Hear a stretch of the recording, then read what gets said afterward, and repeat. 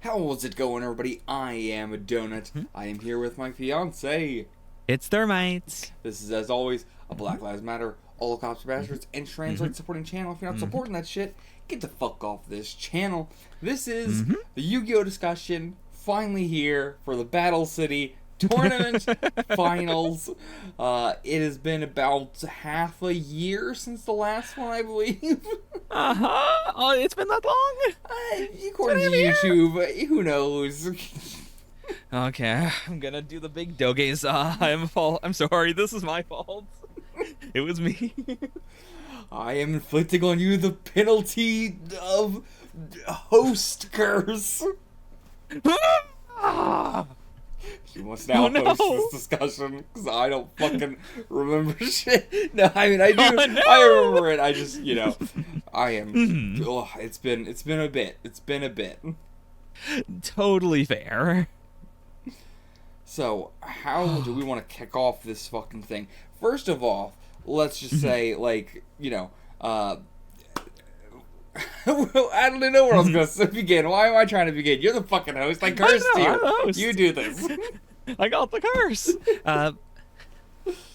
In the last discussion, did we talk about the lead up to getting on the blimp, or no? Did we not. Start? Okay, because that in itself is its own interesting thing. Like, the entire tournament has had the the puzzle cards and the where's the tournament actually held? Where could it be? Yeah, I believe we did not talk about that. If not, well, we can talk about it again. Who fucking cares? Yeah, just briefly. Yeah, but I mean, just in general, talking about the settings of Battle City overall, including the tournament. Wild how many we were getting, just even in terms of I don't know, like the blimp being over Battle City for the finals, such a cool idea of a you're like, it's not like we're rising throughout Battle City, but it kind of feels like the original tournament is like on the streets, and then as we're going, we're starting to get these places like the wherever the Yugi and the Magician duel was. I don't even know where the fuck that was, but then on top of the building, where Yugi and Jinochi fought at the docks and stuff. And then we move into the blimp, and then then we go to the duel tower. I just even on the blimp, the wind and stuff actually coming into play. Just the locations were very well designed and very well thought out for, not very well designed, but very well designed in terms of the pacing and the thematicness of it.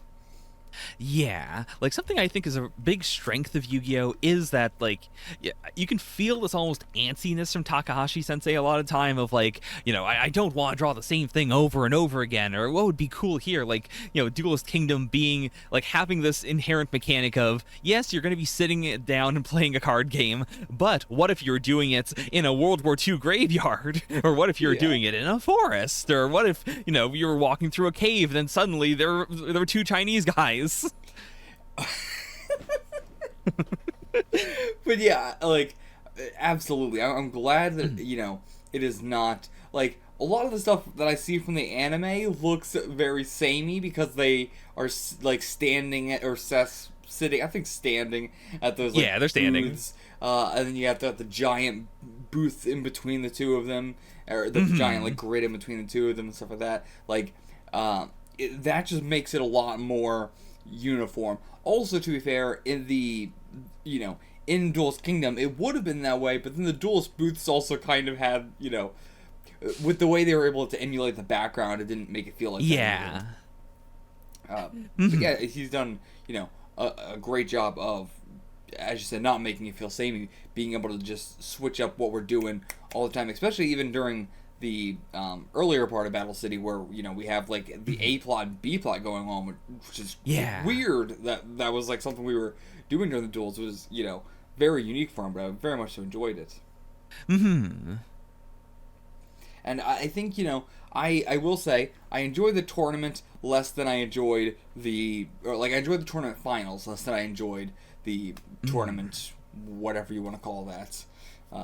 Yeah, like the first half of Battle City Yeah. or part 1, or yeah, like everything makes the distinction between that part and then the finals. And I do think that makes a lot of sense because like they feel very distinct. Oh yeah, like yeah, I couldn't see it going in, but also it is very long. It's very rare. It's when Takahashi went like, okay, I'm gonna do the normal shonen thing, and I'm gonna give each of these duels like quite a bit of chapters each, which is typically not what he does that much. And so yeah, that was actually really interesting to see as well. I wasn't a super big fan of it. I thought the pacing was started to get a little bit slower, and it felt like some things were purposely paced slower, so that way I think he was like intending to kind of pad the chapters a little bit just to have this shonen-y feeling of the tournament finals, like in each battle lasting longer than usual. Yeah, there's way more of a back and forth, and there are more chapters that end with a like, all right, and now we're here, and what do I do now? Or, how do you come back from this? Yeah, it feels very much like an actual fight and stuff like that, but a lot of his fights were very fast paced. Like if we're talking about like a fight, a lot of his quote unquote fights would be very fast paced. There's a lot happening. There's a lot of different moves being showcased and stuff like that. There's a lot of back and forth and different dialogue and stuff like that. Versus I felt like the finals were a lot more like we're focusing on one sort of cool attack or like one or two attacks, per thing. To put it in those terms. Yeah. Part of it is also just the different structure of a brackets tournament like this, where at the very start we don't know what everyone can do because we haven't seen everyone, but by the semifinals and the finals we know who all the players are and we know what their decks are like. Whereas like before this and for most of the various duels in Yu-Gi-Oh, there is that layer of okay, like we either don't know what our opponent is going to do or our main character has like a new gimmick that we haven't seen yet that they're going to whip out. Yeah. And that happens a little bit. Like he finds ways to still manage to do that with the later ones, but there's way more of a idea of like what Yugi's deck can do at this point. What Jinochi's deck is like. What Kaiba's deck is like. And so there's more having to deal with like okay, like even knowing all of that stuff, how do they still play off of each other in a weird, interesting way that you wouldn't quite expect? Yeah. Yeah, absolutely.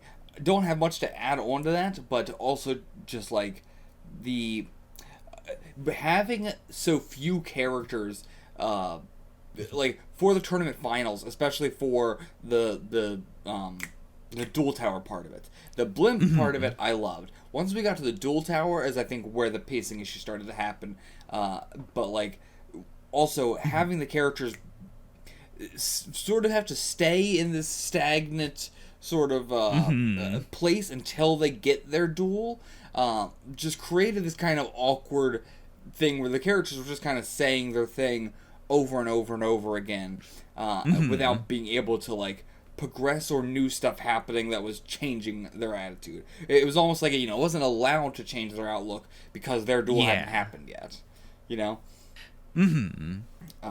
But yeah, I think like I would be very curious if he does something like this in Millennium World, not like a official tournament sort of thing, but if we do another kind of tournament sort of thing, and he like learns a little bit from this and keeps the chapters as he normally does, but still try. Like I think again, the blimp stuff was great. I think if the whole tournament was like the blimp stuff, I think it would have been fantastic. Really, the only issue is that he wanted to make it feel more epic, and it does in retrospect, but I think in the moment, it started to feel a little bit Dragon Ball-y.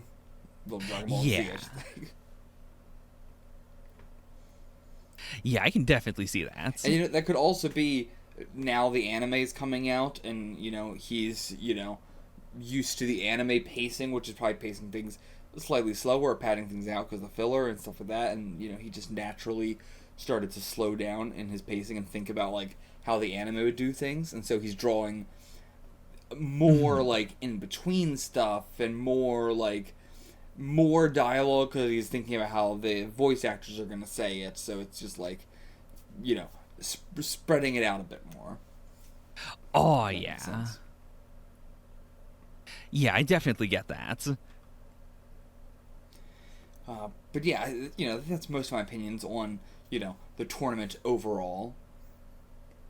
But yeah, like rolling back to before our first like actual fights, the other thing I wanted to bring up is like the dynamic we set up right before they like launch off on the blimp, like where we set up the big like, okay, so like Rashid is here, but he's gonna say that he's Merrick, and Merrick is here, but he's saying he's Namu, and like the layers of obfuscation on top of everything.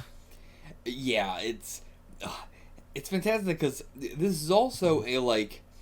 Usually in a shonen thing, when you have a tournament, you're expecting the tournament to get interrupted by the villains, or, for just something to get interrupted by it. But, it's great that this is like, our main villain, we've known the entire time, we're building up to them being at the finals. They, of course, are at the finals. Our whole, thing is about that. And so, just before getting into any of the obfuscation, it was already so unique just getting a tournament where it's like, there's no worry about this being interrupted by the villains, because that's the point.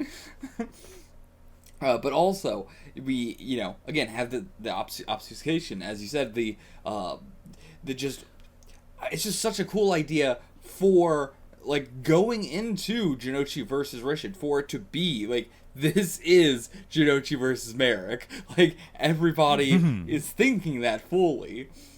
Yeah. Yeah, I mean, it's such a fucking cool idea. And again, a way to have the Merrick reveal, hold on and wait to, like, reveal that even later, and still have the main villain reveal happen, like, in the tournament as well. Yeah. It also allows Rishid to be even cooler, because Richard's already cool on his own, but, like, allowing people to think he's Merrick doesn't, have them have to do this, like, you're just Merrick's right-hand man? I'm gonna take you on easy peasy, and then have to go, ooh, what? He's actually really strong! Like, we didn't actually have to do that, because they thought he was Merrick, and then it's like, wait, this guy's not even Merrick? Oh, shit! Like, that's a cooler moment, Yeah. Like, yeah, it's jobbing, but in a very interesting way, because, it is the, like, oh, that wasn't even me. That was, I'm even stronger than that. That was simply one of my servants. Yeah, and it does get away from, like, in another series, if we weren't following the villains the entire time, and it was just, like a Doctor Doombot kind of situation, where it's like, oh, we built that guy up the entire time, and that wasn't even me. It would feel like a bit of a cop-out, as opposed to this, where it's like, holy shit, he was that good. Yeah. And yeah, I appreciate the fact that, like, we as an audience know the entire time. Like, from the beginning, we know who Merrick is, we know what he looks like, we know everything from his side of things, and the Yugi team has, like, again, they're very obfuscated, they've been lied to and tricked about, a lot of this stuff. I mean, the Namu stuff I really enjoyed. I honestly wish it went a little more somewhere. I think the anime probably did a lot more with that, from just the tiny bits I've seen. Because, yeah, I really loved the whole Namu stuff, just overall, all of Battle City. And, I don't think it's paid off as much as I would have wanted it to. Like, I loved what it did for, keeping his identity secret, but I wish we got more emotional stuff with the Namu side of things. Yeah, agreed. Yeah, like, that was a little bit just kind of glossed over for the reveal. Yeah. And then going into the backstory and stuff.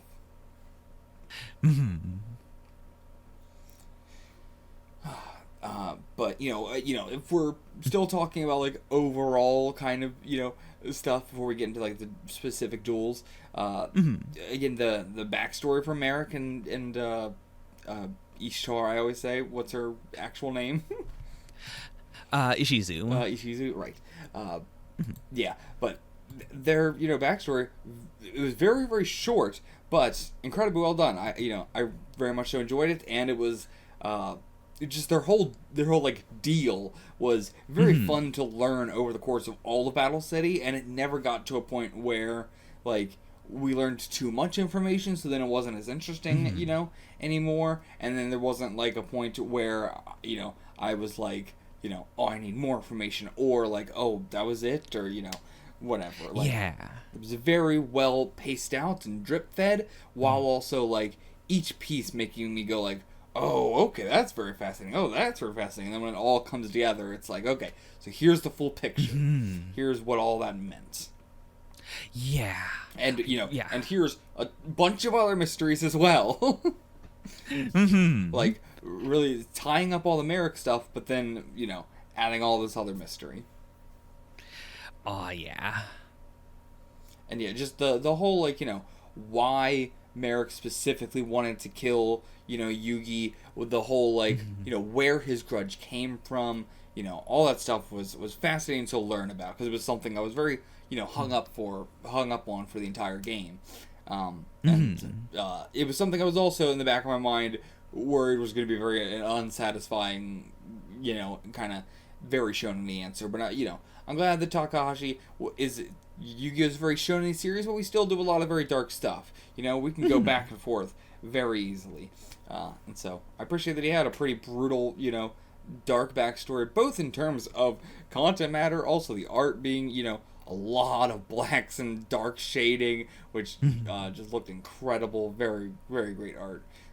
Every time we go to Egypt, the art is incredibly done.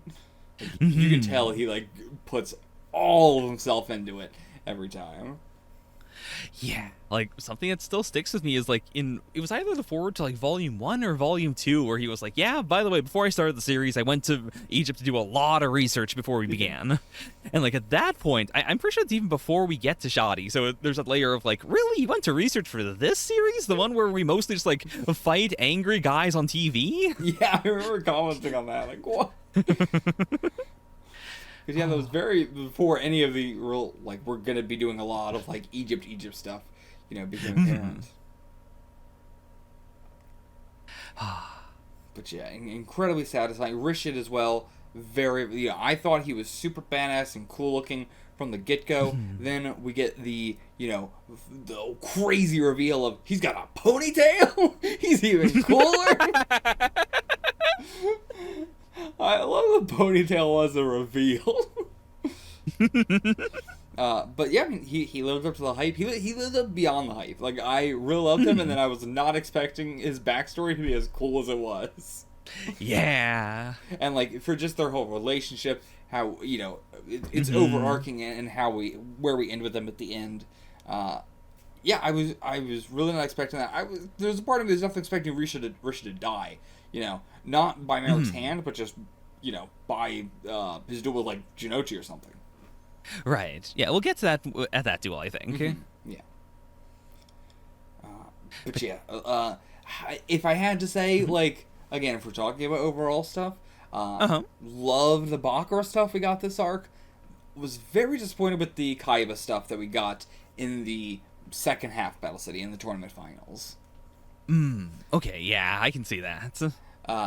Just kind of overall, like, there is some stuff I liked, like with, the Ishtar duel and stuff like that, but looking back in retrospect, I feel like we could have just, I feel like Kaiba really got the short end of the stick of everybody this arc. Yeah. I feel like he had a great character arc at the beginning, and then had to stay, he's the one character I feel like especially had to stay stagnant once we got into the tournament final until the actual, like, duel with Yugi. And it was just, it rubbed me a little bit wrong that it was just like, it felt very much so like we were just holding this character hostage until we could get to that point. Oh, yeah. But, do we want to move on to the first duel now? Or Yes. Okay, sure. Yeah, because everything else I think we can do in the duels. Okay. But yeah, starting off, of course, with Dark Bakura versus Dark Yugi, Ryo Bakura versus Yugi Moto. Also, we didn't talk about it all. The first set of duels we have no idea who's going to be dueling who until it happens. That was a genius idea as well. Of like, yes, we're doing brackets, but you're not going to know what the brackets are until each fight starts, and then then you can start to narrow it down as it's going. But that was because I love trying to predict, tournaments already. So trying to predict the tournament while also trying to predict the brackets was fun as hell. I mean, go watch that reaction, just for that moment was so fun. But also, like, again, shocking results that I would never have expected. Yugi versus Bakura. Never would have thought that would be out the gate first one. Especially because I was like, Bakura's going to be a huge deal in this. He's playing a major role. The fact that he's coming into the tournament as well. This is the first time, we're really seeing him play Duel Monsters. And then, the first match, he's going to just get beaten and be done with like that. And then he ends up being crucial to the end match of the entire game. Yeah. I mean, that's amazing. Absolutely amazing. Yeah, it's something I'm surprised I haven't seen more from, like, other series. Because, like, for a serialization, like, having the brackets be essentially held hostage is such a clever way to do it. Because every single week, like, even in other duels, in the back of your head, you gotta be thinking, like, but who's, Kaiba gonna fight? Who's, like, Merrick gonna fight first? How is this gonna work? It occupies so much of your brain space. And, like, as the duel is going on, it makes you think, like, it changes up what you're thinking. It's like, okay, now we're being introduced to new strategies. Like, okay, maybe they're not going to face against this guy because they got this kind of strategy now. Yeah, I mean, it's just a very, very smart idea to not tell us what the brackets are going to be. And then again, once we get to the duel tower, it's not here's what the brackets are. It's like, we're going to do a whole thing to decide all this. Yeah. We're going to play a game to decide who goes first, and then we're also going to play a game to decide who goes first in the game that we're going to play to decide who goes first. Yeah, I do appreciate that, like, with the original, like, Blue Eyes Ultimate Dragon Bingo Machine, like, that's more of a random, like, we can't really game it situation. Forgot it was giant Blue Eyes. Oh, yeah, there's a card based on it. People love the Bingo Machine. But yeah, I appreciate that then it's contrasted with the, like, the 4-way battle royale thing, which is a very intentional thing. It is a, like, okay, everyone here has a different idea of who they want to fight. Just, like, it doesn't get samey. Again, though, with the pacing issues, I would have preferred a lot more of the battle royale and, a lot less with the just, like, needlessly padding out, some of the final fights. Because, the battle royale stuff was extremely fascinating, and there was a lot of stuff that I was surprised we didn't spend more time on, like them picking their cards when they were deciding the order of how they were going to go. That was fascinating to me, and we spent zero time on it, like one panel each, and it really could have been a whole thing, not a whole chapter, but it could have been a whole moment at least. Yeah. But yeah, okay, anyway, let's focus back towards the beginning. Like, again, we wanted to talk about the different ways in which our brackets were happening. But, yeah, going back to Yugi versus Bakura, again, Bakura, moving a little away from this duel, but still, Bakura having, multiple duels throughout this. Having 2 duels and then being present for the 3rd duel as well. That's just such a fucking cool idea, like... when you were saying earlier about the brackets thing, I thought you were going to say, like, I'm surprised no one else has done that, where you have the main character go up against somebody as the first, thing in the tournament, and then that person is also crucial in the final bit. Like, I've never seen an author do that either. Yeah. Like... the first fight in a, like, tournament bracket like this is usually pretty thankless.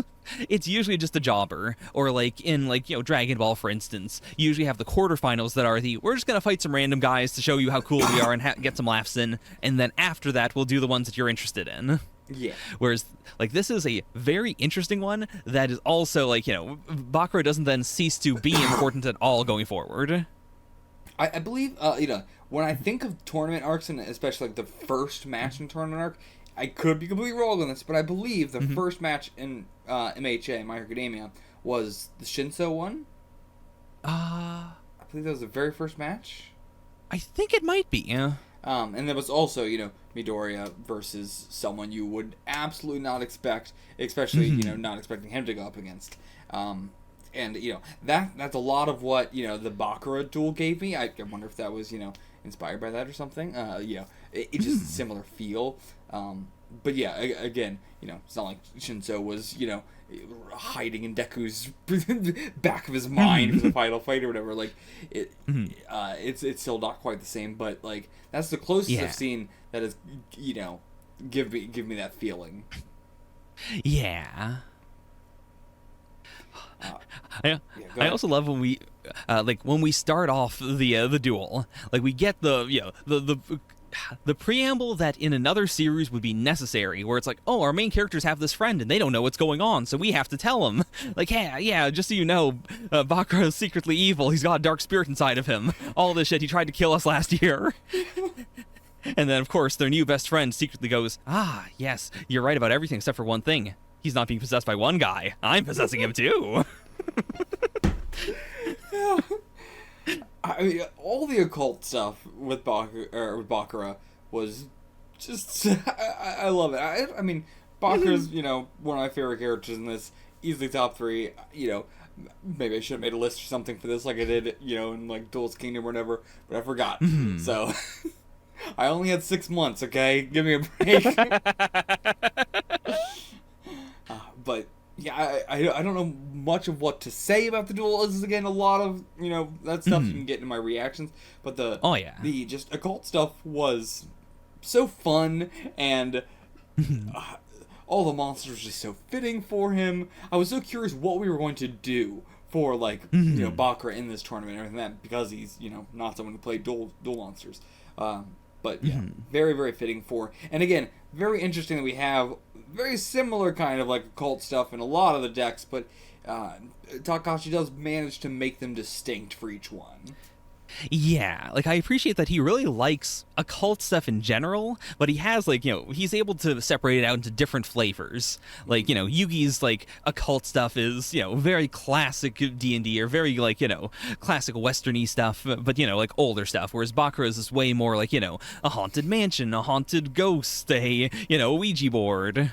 Yeah, like Bakura's is like doing it's occultish stuff versus like Yugi is like, again, it's just like D&D early like Western, book in paper, pen and paper, RPG, versus like Ishtar, what's her name? Ishizu. I always forget her first name or her like given name.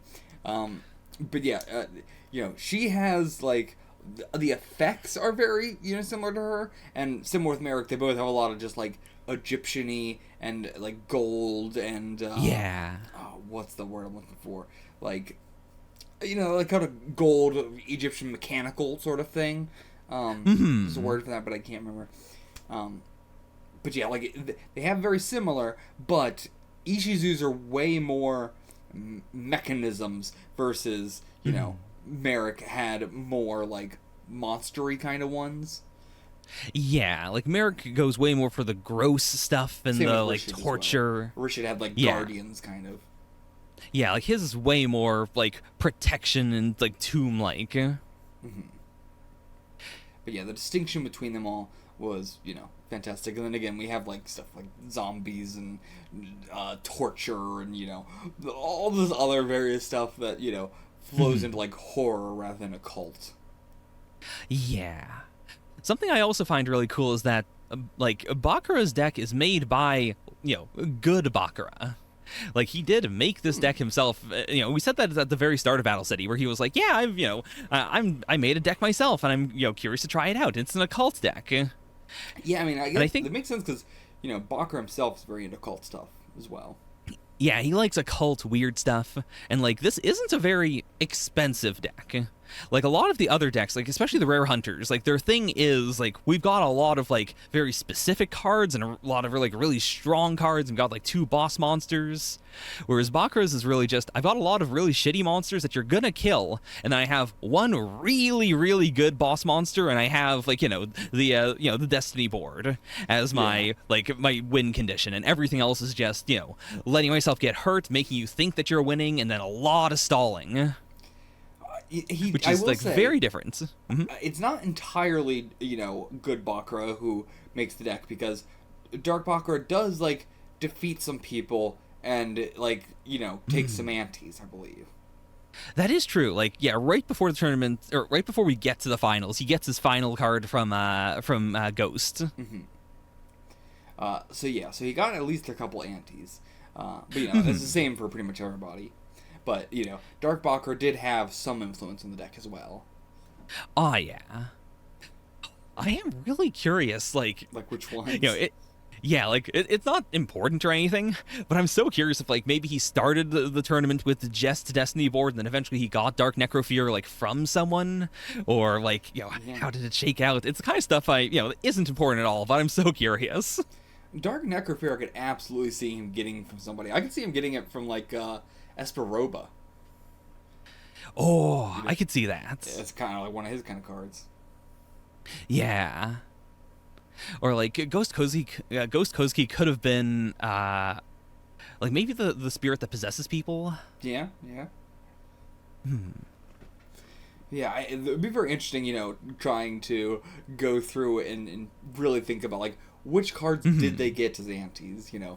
What did they pick? The ones that we didn't see. Yeah, because it is also it ties into their personalities.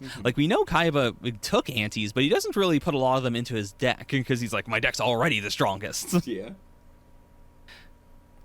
I could see him putting them into his deck as just as trophies. But anything else you want to say about the stool, or should we move on to the next one? I think we're good on this one. We went over it.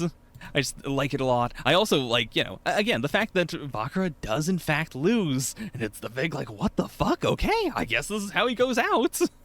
I mean, it's a combo of this is how he goes out, but also the flip-flop. We at the start of the duel, Merrick does say outright, I'll take him over if I need to. And then we follow that up at the end with him, trying to do the whole, weak Bakura, oh no, now my cut's bleeding, please, I'll die. The Bakura blood situation got to me every time. It's so consistent, and he bleeds when he's good Bakura, and he does not bleed when he's dark Bakura.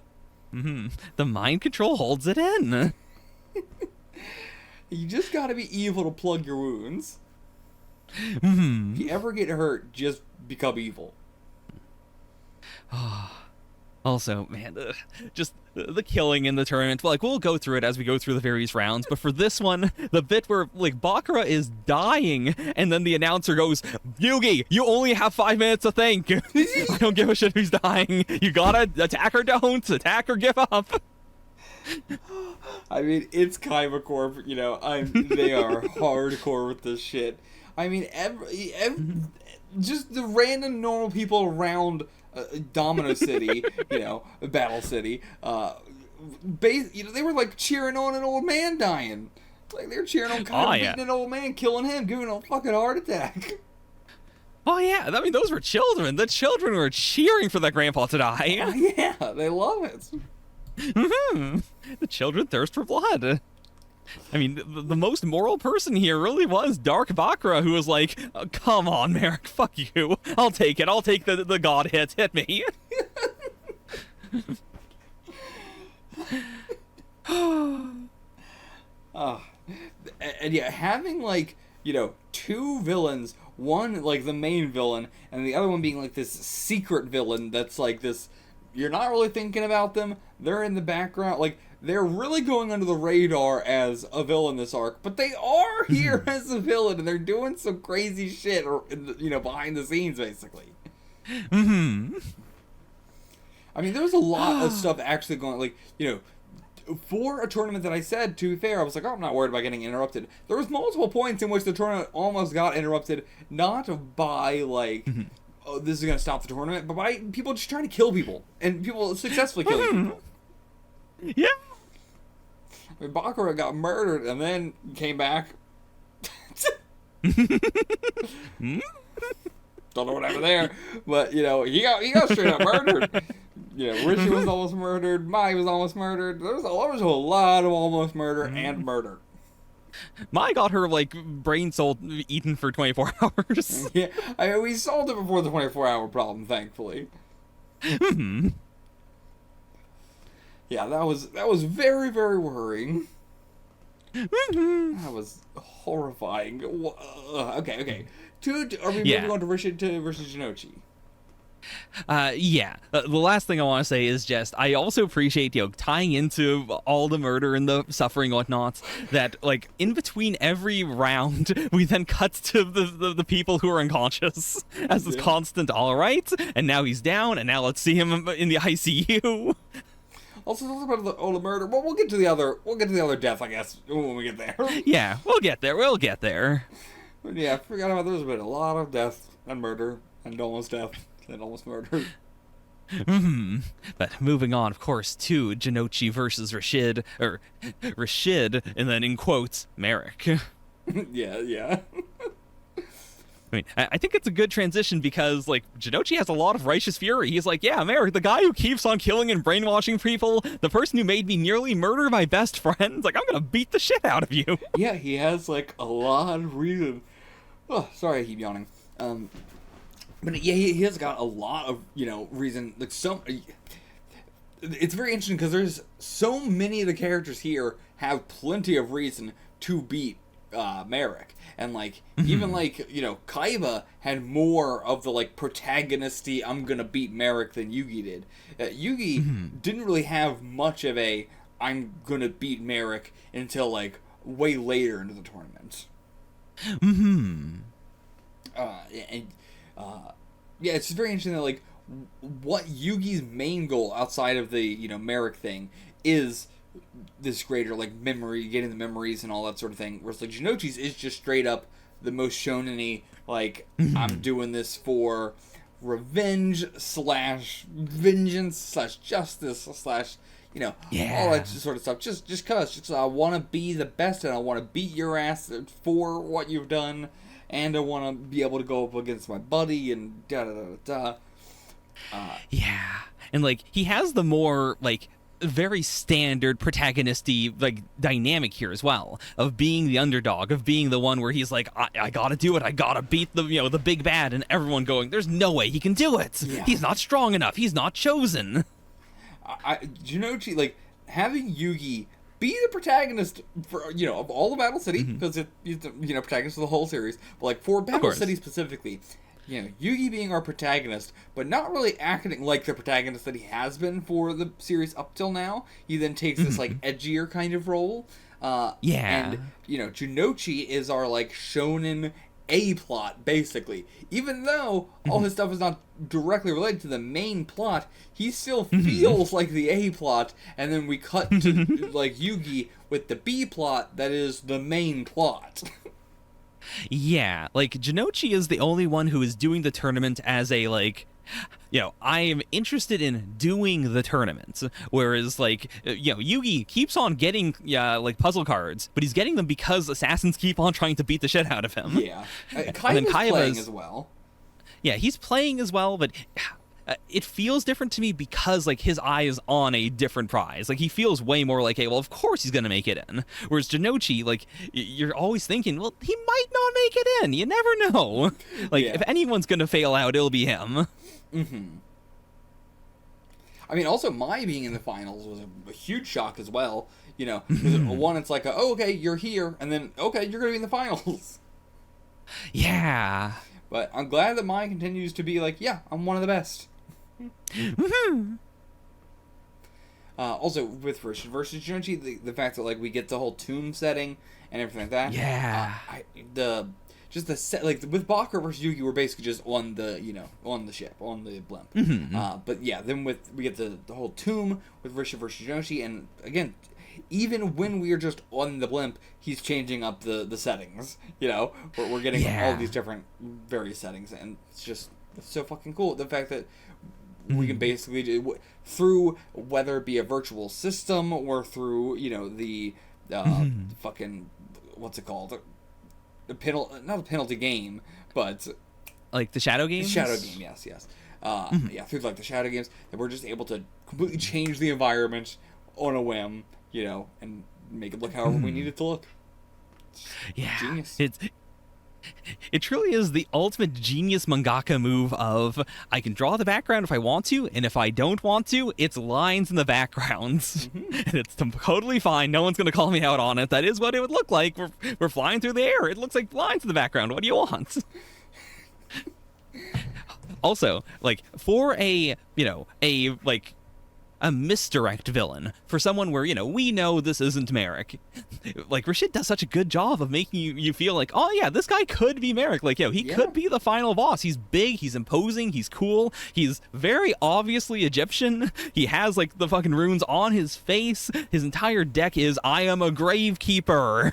Yeah, like, I mean, again, I've said it before, but just the fact that Jinochi, he gets to go up against Merrick, later, but also right here, before any of that, because you're not thinking he's going to go up against Merrick. So this is a fantastic, like, oh, hell yeah. Jinochi got to go up against Merrick. In both the people's eyes, they thought he was, he thought he was, Richard was acting like Merrick, Richard might as well have been Merrick, he's extremely fucking powerful too, he's also the man behind Merrick, as we learn, there's just so much that truly feels like, yeah, Jinochi went up against Merrick. And then, what a fucking shock later when we actually get that too. But, it works so well as this, like, I'm gonna hit you with this, because then you're not even gonna fucking expect that we're gonna do the real thing later. It's a genius seeding move. I mean, arguably, Rashid might be a better duelist than Merrick. Like, I fully discounting believe so. Raw. Absolutely. Discounting Raw being an insane cheat code of a card. Like, Rashid no wonder he can't play fucking the game. He sucks at it so much because he relies on his fucking god card. Whereas, like, Rashid has a much better, like, overall plan that makes a lot of sense. It feels very consistent to the thing he could do, like, every single duel. Like, Merrick on the sidelines is the reason why he has to misplay. Yeah. Also, like, he's, like, he might be better than Rashid also in terms, he might be better than Merrick, just in terms of, like, interestingness as a final villain as well. Like, he's not our final villain, but it was very fascinating getting him as a Merrick because we've already fought Merrick so many times up to that point. Yeah. So, like, it was this completely fresh thing, but then also allowed us to go, like, okay, so that was the fake Merrick, now what are we going to do for the real one? And yeah, I don't think it lived up to the hype, but still... it was a great idea. Yeah. Also, just the tone of the duel I love. Like, the fact that, like, Rashid is a very serious guy in general, but on top of that, he's, putting on the Merrick persona and all that. And then we're contrasting it with, Jinochi, like, dropping his cards and having this extremely exaggerated grudge. Like, his feelings are totally legit, but, like, the way he is drawn so many times is so goofy. It's a dynamic I will never get tired of. Fucking love that dynamic. Yeah, Jinochi is such a goofy goofball, and I love it. And I want to read so much fic of the two of them. Their dynamic is fantastic together. There's nothing I love more than the man whose entire life has been pain and loneliness and never fitting in, and so he's so serious and grave, and his whole life is for this one man, and now he's having to fight the goofiest fucking Looney Tunes man. A goofy Looney Tunes man whose life has also been pain and suffering, to be fair. Yeah, but you just don't let it get to him that way. I mean, it's in a very different way. Oh yeah. Like, I'm not equating them as the same. Don't get me wrong. Yeah, I mean, Jinochi's gone through some crazy shit, but his dad's still at home waiting for Jinochi to come back so he can, like, throw a beer bottle at him. Still can't believe he won millions of dollars and then didn't get any of it. He didn't cash it in. He spent too long showing people the check. Yeah. Oh my god. But also, something that doesn't happen in the manga that I really liked in the anime is like they changed up the duel a little bit so Jinochi could have a sequence in which he summons Insect Queen, Jinzo, and Legendary Fisherman, Okay. like one after another as this big like this big climactic, like I'm the person, like I'm fighting someone who I think is the worst person on the planet. I've gotten here fair and square against people who have like tried to trick me or mess with me or they've cheated against me, and now like here are my trophies of victory. This is how far I've come. Yeah. And like I love that so much because it's also a flex of like I am extremely poor. Yeah. and yet like I have these extremely expensive strong cards, like, and Red Eyes is not my deck, but I have all these really good ace cards as well, and my deck's not like centered around them or anything, but I'm making it work. Yeah. I mean, Jinochi again is the most normal person there. He has made his deck out of just feelings and antes. Yeah, like I also just love how gambling focused his deck is in a very he keeps on changing it up. Like in this duel we've got the whack-a-mole machine. Yeah, we talked about it in the last video too, so I don't want to get too much into it, but again, very we just brought up his dad, everything like that. Again, very interesting that his dad they're broken in debt because of gambling, and then his whole deck is about gambling. Interesting. And yeah, the manga does at the very least let him play Jinzo, which is like, it's such a good flex of, so you have a deck that's entirely traps. I have the one card in the game that destroys traps and makes makes it impossible for you to use traps. Jinzo's also fucking love Jinzo. Such a cool new card. Like, instantly iconic to me. Oh yeah. But yeah. I don't have much more to add to this, but you might have some more.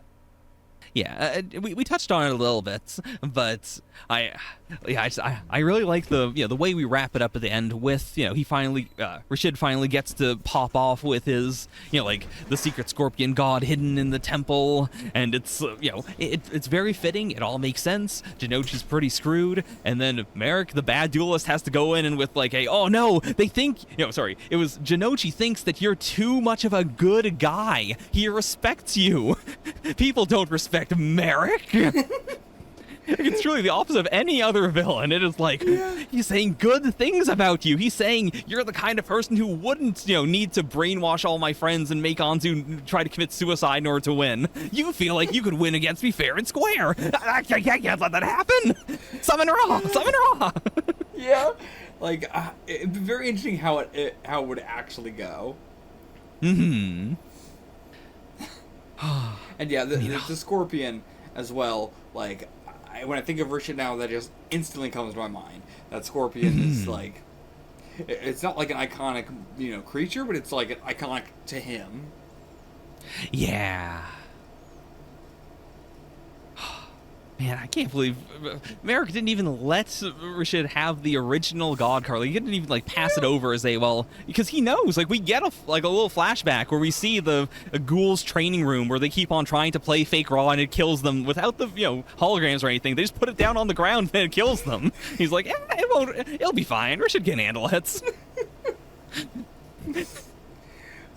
That was also like getting stuff with the who can handle the god cards, who can handle the Millennium items. That was also a very fun, very fascinating thing we were doing this arc as well. Yeah,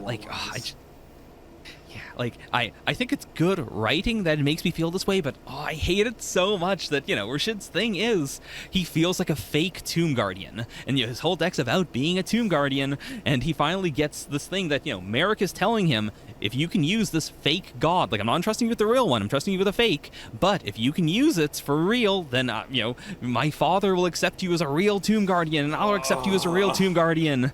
And Rashid plays it, and it's the kind, specifically, the fact that it's a fake card, because I don't know if he could have played the real Ra. There's a possibility there. Like, there's a non-zero chance. We never will know. Yeah. I hate it. He didn't deserve this. That's what makes Rashid such a fantastic character too. Is like, from the get-go, like, you're fucked. Like, just you're the kind of character who's gonna get fucked. He's too good for the sinful world. Mm-hmm. And yeah, just that ending with literally Rashid and Jinochi being struck down by God. Like, again, the God stuff, just talking about God in the first half of Battle City was so fucking hype, and they really paid it off. Like, you know, if there's one thing I can say about the second half, the how they like played with the God stuff, my God, they sold it. They sure sold it. Yeah, Rashid being killed is in the opening of the Battle City arc, like in the anime, and so I like assume as they a kid, of used some course, I crazy didn't. animation for it, so they're like, yeah, let's put it in the opening. Yeah, like it's ambiguous. Once you see it, you're like, oh, okay, so he did that. Like that is what that is. Yeah. Not surprised But at yeah. all. But yeah, I just love that whole sequence. You know, both of the tragedy of Rashid being struck down and Jinochi's like too stupid to die. He is stronger than God. He has the whole dream where he's like, oh, I gotta go to the Toys R Us. Oh yeah. Oh, the dream. It was perfect for Jinochi. So cute. And yeah, I love a good, like, you know, this is not a flashback, this is like a what if sort of scenario. Yeah, but like the way it's presented is, you know, it's very ambiguous. Ambiguous. It is like, you know, is this the flash before he dies, or is he just, you know, is that what he's thinking, and then we'll cut to him in the hospital ward, or you know? Yeah, is this gonna give him like? My immediate reaction is like, oh, this is the like inspiration flashback that's gonna give him, you know, some idea or whatever, or you know, something he's gonna say right at the end, but yeah. Yeah. Jinochi continues to be the fucking best. So good. Alright. You're the host, motherfucker. Stop sighing. Okay. I'm enjoying it. But yeah, this is when we get sicko mode Merrick, who goes, oh, well, I'm not the Merrick that you were, I'm not the shitty Merrick who's bad at card games. I'm the cool Merrick who's bad at card games. The original Merrick had trauma, but I am the trauma. And then we get BDSM Merrick coming out. We go into full torture mode. Oh, yeah. Becomes a full-on motherfucker. Yeah. What to say? Brutal fucking match. Yeah. Also, just before, like, right before we go into the match, like, setting up where she's like, hey, by the way, was I in the dream? And Jinochi was like, well, obviously no. Wait, fuck, no, you could be in the dream next time. I didn't mean it like that. And she's like, you motherfucker. Fine, I'll fight alone. Their relationship is so interesting to me. Again, I love that Jinochi just has all these relationships with these grown-ass adults. It's perfect for that kind of character. I love these dynamics so much. The goofball Seriously. changing the views of all these, again, grown-ass fucking adults. And yeah, like, I mean, you know, even before we get to the torture stuff, just the fact that this is the first, like, shadow game that Mai's been in, just that added layer of, like, okay, you know, she was already ready to fight on her own, to be in the cold of the blimp, but now it's like, oh, what the fuck is this? Why can't I breathe? Why is it all super dark? Yeah, Mai is, you know, so innocent going into all this. But at the same time, you know, she fights tooth and nail, and she ain't, like, just gonna be like, oh, this is above my pay grade, I'm out of here. It's like, no, I'm still in it. Still gonna try. Yeah. Like, I have so much respect for, you know, both, you know, just for Mai in general, for all sorts of reasons, but the one I want to bring up, like, immediately is that, you know, this is the first shadow game where, you know, she's feeling the cuts. She's feeling herself being stabbed and tortured and all that. She's, you know, like, hallucinating the blood there. Yeah. And even so, she's like, well, I don't give a shit. Like, I wasn't expecting this, but I'm still gonna beat you. And I'm going to, I don't care what you say. I'm gonna try and pull this off, all, to the point where she's like, I'm gonna fucking summon God. Yeah, she was in multiple vice grips. She was being electrocuted. Yeah. Like, she went through fucking hell. Seriously. I mean, then she got her brain eaten by fucking parasites for 24 hours. Like, Mai went through the worst of it in this, even, like, fucking Rishid almost died, Joji did die, but Mai still, I feel like, went through the worst of it. Yeah, like, it's so active is the thing that really gets me. Like, even as a kid, when they were like, don't worry, these insects just are on you, they don't eat your brain, don't worry, it's fine. It was still like, this is still really fucked up. Yeah. Oh, God, it's just so creepy to have bugs crawling all over you. Either way. Yeah. It's just a real bad time. Yeah. But yeah, this was the real match to be like, all right, let's make you hate Merrick again for the final. You gotta instill that hate again. Yeah. Like, even the, you can't summon God because it becomes a ball, and then I have to do the ancient, Egyptian chants to then bring it to my side. Like, it does it does the proper narrative thing of, like, my got Ra, my summoned it, using the Harpy ladies as well, which is just, a great, like, throwback. Yeah. And she, like, by all rights, you should have gotten it, and then Merrick does this bullshit, and you're like, no, you're a bad duelist, you don't deserve to do this. What the fuck is wrong with you? Yeah, I mean, it's just full pay to win, basically, with him. I mean, again, that's the whole Ghouls, thing entirely. Oh, yeah. So it just feels fitting that, he is that kind of character. He just is that, like, duh, it's so frustrating, you just bought the better cards. Yeah. Oh, but yeah, that's basically all I have to say about the duel. Yeah. It's just, And then, I mean, I will say, of course there is the strong ending with Yugi jumping up and taking the blast. Oh yeah, well, Yugi or the jumping dual up, taking layers. the blast, and then it was Jinochi who took the blast. Yeah, right. Yeah, Jinochi jumps up and goes to take the blast, then Yugi jumps in front, and then he takes the blast. I'm a sucker for a big sacrifice move.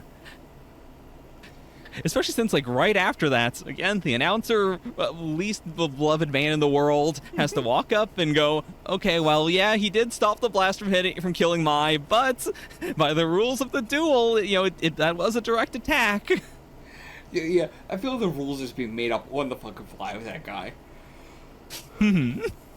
Like, there's so much just like, okay, when did you write this down?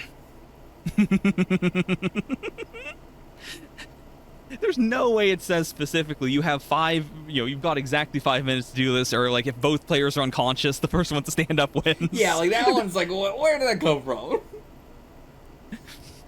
We're, like, one step away from the Dragon Ball. You also have to do a dance and say, yay, I did it, I win. I mean, that clears up any miscommunication.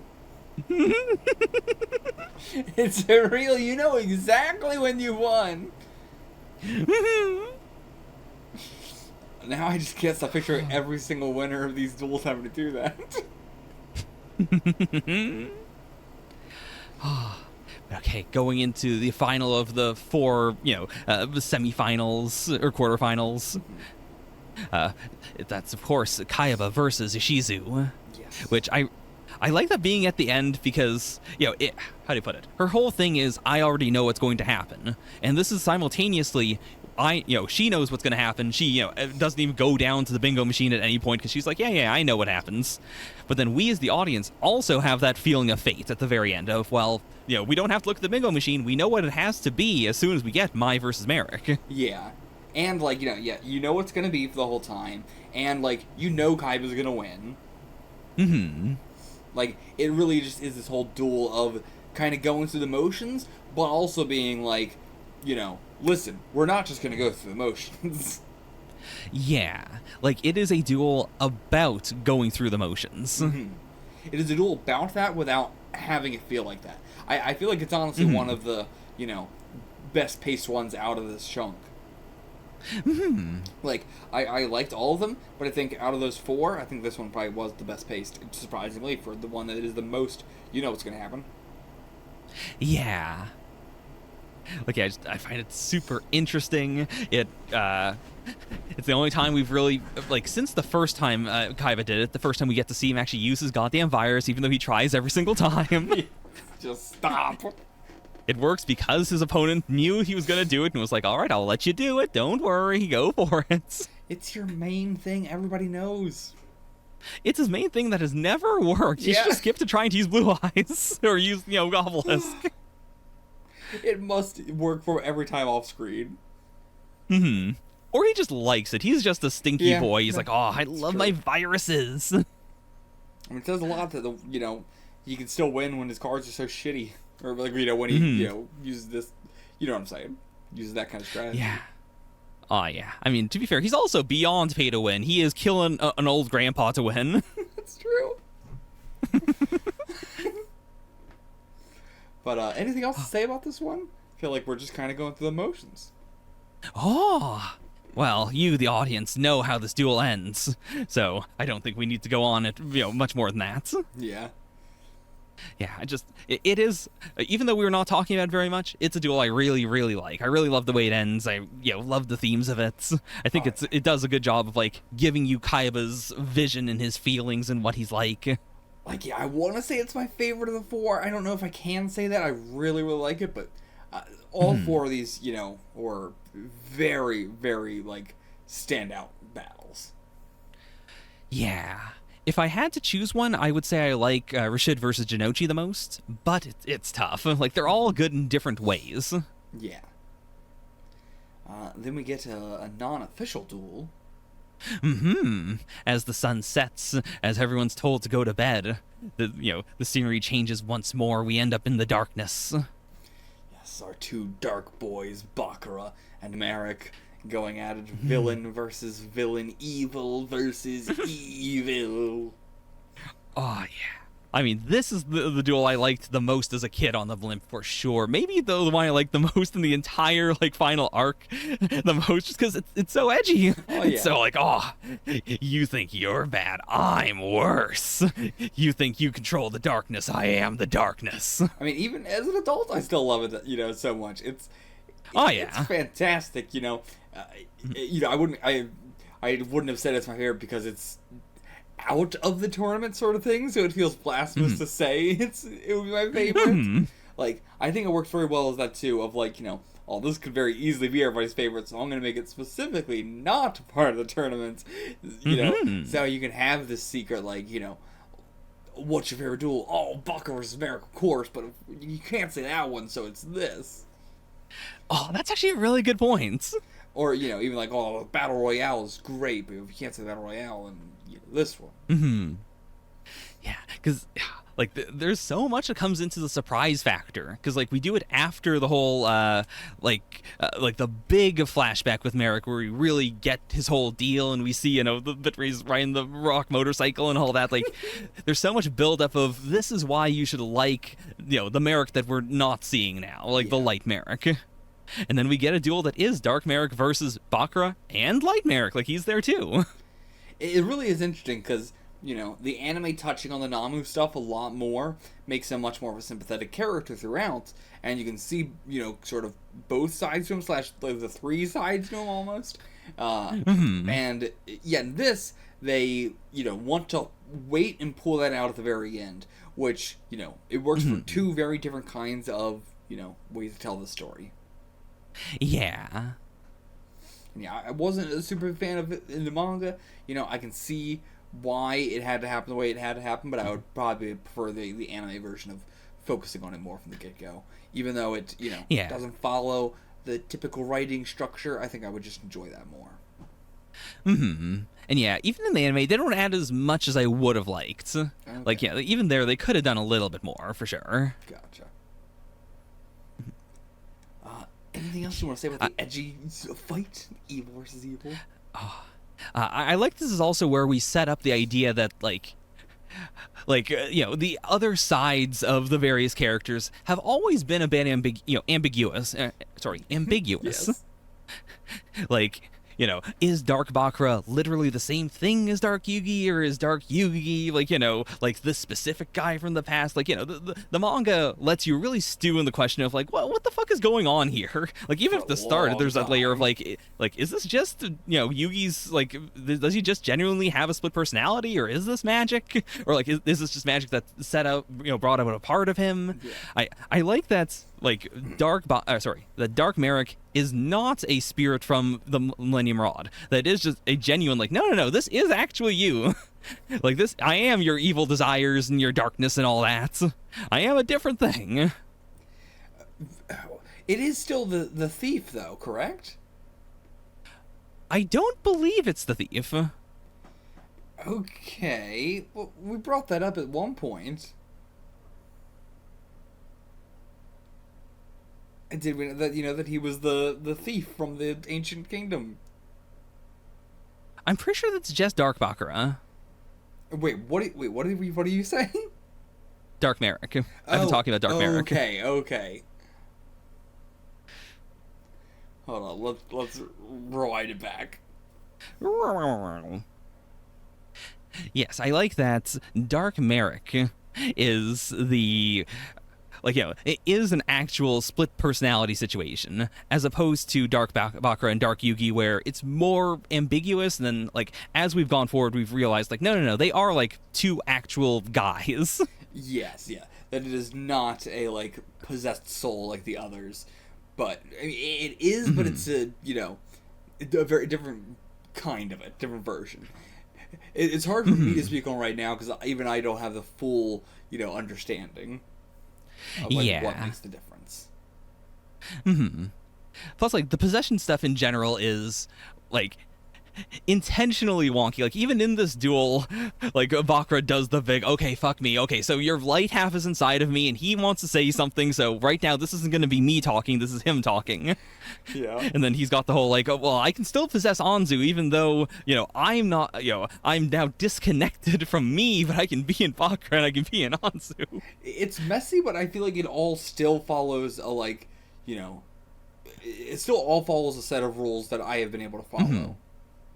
Yeah, like, it's clear. It's just something where you do have to sit, like, if you're reading the series, like, every other chapter, so, like, if you're not really following it, it'd be more messy than it actually is. Sure, yeah. But yeah, I love this duel for, like, clearing some stuff up. This is when we get the, like, by the way, I thought that was the Pharaoh. It turns out that was just,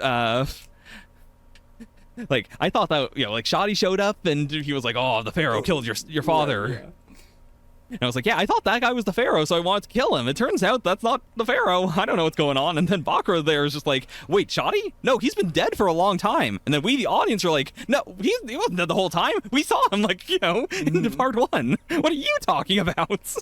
Yeah, oh man, again, as I said, we're getting a lot of stuff cleared up this arc, and then adding a ton more mysteries onto it. Maybe making me potentially think that Shoddy is our final villain, actually. I'd be betting that it's Bakura this whole time, but Shoddy. But we'll get more into that towards the end. I don't want to talk about that of course. In that duel. But yeah, I like this duel for being such a, like, we've seen both their decks. We don't know as much about Dark Merrick's because he did the big, by the way, when I switched in, I also added some more cards. Yeah. With Bakura, like, we kind of already know what's going on with his deck, and even he's like, yeah, he knows what's going on with my deck.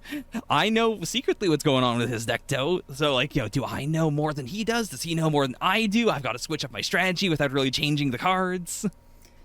Yeah. It's just, that side of things didn't really get to me, but glad to hear you talk on it. Also, I'm such a sucker for, like, the final big visual of, like, Dark Merrick fusing with Raw. Oh, yeah. Like, it's something that a lot of series do. The, like, the villain fuses with the monster, or, a monster or whatnot. But with Yu-Gi-Oh!, I love the detail of Merrick doesn't completely fuse. He always leaves an eyeball and one hand to hold the cards and to look. He doesn't need to leave the eyeball there. It could just be a disembodied hand. But he always leaves the eye. And that does give you this, like, very interesting visual of him, like, riding on Raw with only one eye. It's also, like, a move I don't know how to say it, like, you know, that it can be undone. It's not like he's, like, fusing with it permanently. It can be undone. Yeah. Like, that's one of those the beautiful Yu-Gi-Oh things. Like, fusion is such a big part of the series. Yeah. Fusion and defusion. Mm-hmm. Yeah, very strong duel, very gay at the end, very big. Oh, Oh, yeah. I'm the darkness. Oh, well, I'm gonna tame the darkness. Licks your item. I mean, you could also say super gay at the end about every single one of these. Oh, yeah, they're all fucking gay. It's Yu-Gi-Oh! What do you expect? Mm-hmm. Okay, Battle Royale. Yeah. Now, you praised the arc for being one in which, of course, the tournament never gets interrupted. But you weren't Yes? thinking about the anime. Oh, no! Yeah, I mean, if there's, I was gonna say, like, is there even any filler here? Where would you put it? The duels themselves don't have much filler at all. Like, there's a little rewriting the duels, a little bit like the thing I said with Jinochi, but usually it's not really to stretch them out as much as it is just to, like, to make them cooler or to, like, close up quote-unquote plot holes sometimes. Like, Sure. the anime is a little less Takahashi about the rules occasionally. Like, I can't think of a great example here, but like in the Yugi versus Jinochi duel, instead of having Red Eyes Black Dragon like respond to Jinochi's will, for some reason the anime was like, oh, we're gonna give the card that like the direct damage card that Jinochi played a special effect, where also it lets your opponents attack with one of their cards. Or no, it lets you tell one of your opponent's cards to attack you. What? I guess to make it, you know, so you could do a reflect or whatever. Yeah. I mean, yeah, that makes sense, sure. There's an idea there. Yeah. But It's interesting that Anyways. they try and make it more mechanic, like more of an actual game mechanic, and Takahashi's the one who's like, no, let it be fucking shown in anime magic. Yeah, like the anime, it just seems a little like harder sci-fi sometimes. Like I talked about it during the Duelist Kingdom arc, but that was also when instead of like the Blue Eyes not obeying fake Kaiba, instead Kaiba hacked the terminal and set it to make its its attack points go down. Yeah, it's way more sci-fi, sure, if that's the word you want to go with. I don't know what I'm going with there. I don't know either. Way more technobabble in the anime. Hmm. But Of okay, course. so what's this filler arc? Okay, so we have the evil versus evil fights. It wraps up. A new day comes. Suddenly, a tractor beam starts pulling down the blimp to a mysterious island in the middle of the ocean that seems to be like totally man-made. Okay. Of course, not the man-made island in the middle of the ocean we're going to be going to, but a different man-made island in the middle of the ocean. Different man-made island in the ocean. Gotcha. Yeah. They end up in it. They're told to leave the ship, so they get out. They see a bunch of VR pods. You may remember that after Duelist Kingdom, there was a whole mini arc where they had to get into the VR pods because the Big Five tricked Kaiba by saying, "Hey, so you know how we tried to steal the company? Sorry, we made this VR pod though. You want to try it out? Ha ha ha! We trapped you in the digital world forever." I remember this very well. So the Big Five tell everyone, hey, get into these VR pods. So it's not the going to Big trap you in Five's your island? Oh yeah, it's the Big Five's island. I was gonna think, like, what villains are gonna attack the tournament with just random people? Of course, the Big fucking Five again, they never stop. They just, the filler loves them. That's also why there's a random other artificial island here. It was made by the same people. This is also a Kaiba That virtual makes sense, yeah. sword. That actually makes sense. But yeah, so they're like, all right, guys, here's the deal. You're now all in VR. We're in VR. We now look like various Yu-Gi-Oh cards, like our favorite cards. Okay. Also, here are our names. We're going to do a lot of, like, backstory for all of us. So, okay, this is where we get their names. But they were trapped in the fucking VR thing? We didn't even know who the hell they were? No. Or when they try to trap us? I mean, you don't know, like... Okay. Yeah, the first time they didn't say their names. They were just the Big Five. Okay. Yeah, in that, of course, the How plan long, was... okay, real quick. How long Yeah. is this tournament? Or sorry, this filler arc? This filler arc is like 23 episodes. Jesus Christ! It's a big one. Holy fuck! Okay. Oh yeah, it's a big break. Yeah. It's also like, you know, due to the way, you know, episodes came out in, you know, in Canada and in America and whatnot, it was the kind of thing where, for whatever reason, they never really played the first episode all that much. So for most people, they were like, well, Battle City's not over yet, right? Where were we? What happened last? Why are they here now? Oh my god, yeah, I mean, it's a terrible place, but... But yeah, the conceit is the Big Five are like, all right, everyone except for Merrick, everyone get out, get in the pods, we're gonna duel you, and if we win, we get your body. If you win, you get your body. Why was Merrick allowed to, you know, they were just like, we don't want to fuck with you? I believe Merrick was like, I'm pretty sure he was just sleeping. Like they said everyone get out. But he was sleeping, okay. Yeah, he does wake up halfway through the arc and go, what the fuck is going on? Where is everyone? Gotcha. This is also all happening while Mai is still being tortured. Oh, yeah. Don't worry, this all takes place within a couple of hours. So, it doesn't mess with the continuity there. She's just being eaten alive. Okay. So the Big Five duel them. They also introduce a whole new mechanic, which is Duel Masters, where I forget what the equivalent for this in Magic is. It's the thing where, like, you have one card that you choose to be, like, you know, a separate card, and they're... Yes, it is like Yu-Gi-Oh! Commander formats. Okay, cool. I like that idea. Yeah. Yeah, it's like the Big Five, the reason why they become Yu-Gi-Oh! Cards is so, like, they are each their own commander. And, you know, like... Cool. Honestly, cool idea for filler arc.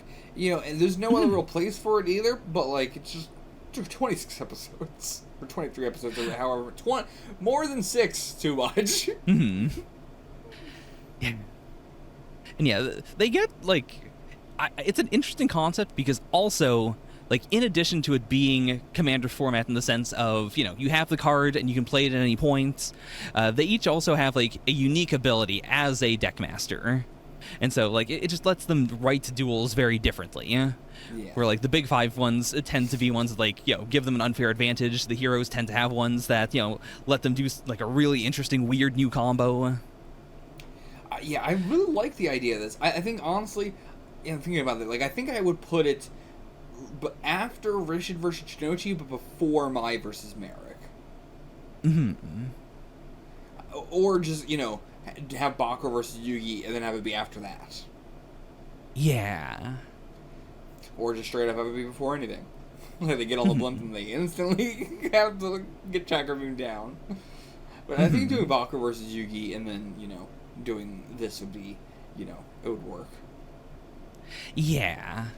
And they could also pull some stuff if they wanted to do Shinochi versus Rishid and then do it. But yeah, I think doing it after Mai... doing it after the Mai versus Merrick and Kai versus Ishizu and, you know, Bakura versus Merrick again, it feels a little bit... I mean, just doing it, you know, but right before the Battle Royale and after the semifinals feels like a crappy place. Because, yeah, like, we also weren't experiencing it like this exactly, but for the anime, you know, for the anime viewers in Japan, this had to be pretty rough. Like, knowing what's going to happen next and knowing, like, okay, we can't get there yet, we gotta do all this first. Yeah. And, yeah, I don't think, like, that would have been as bad if it was, you know, placed earlier, where people were like, oh, we still gotta get to the other stuff first.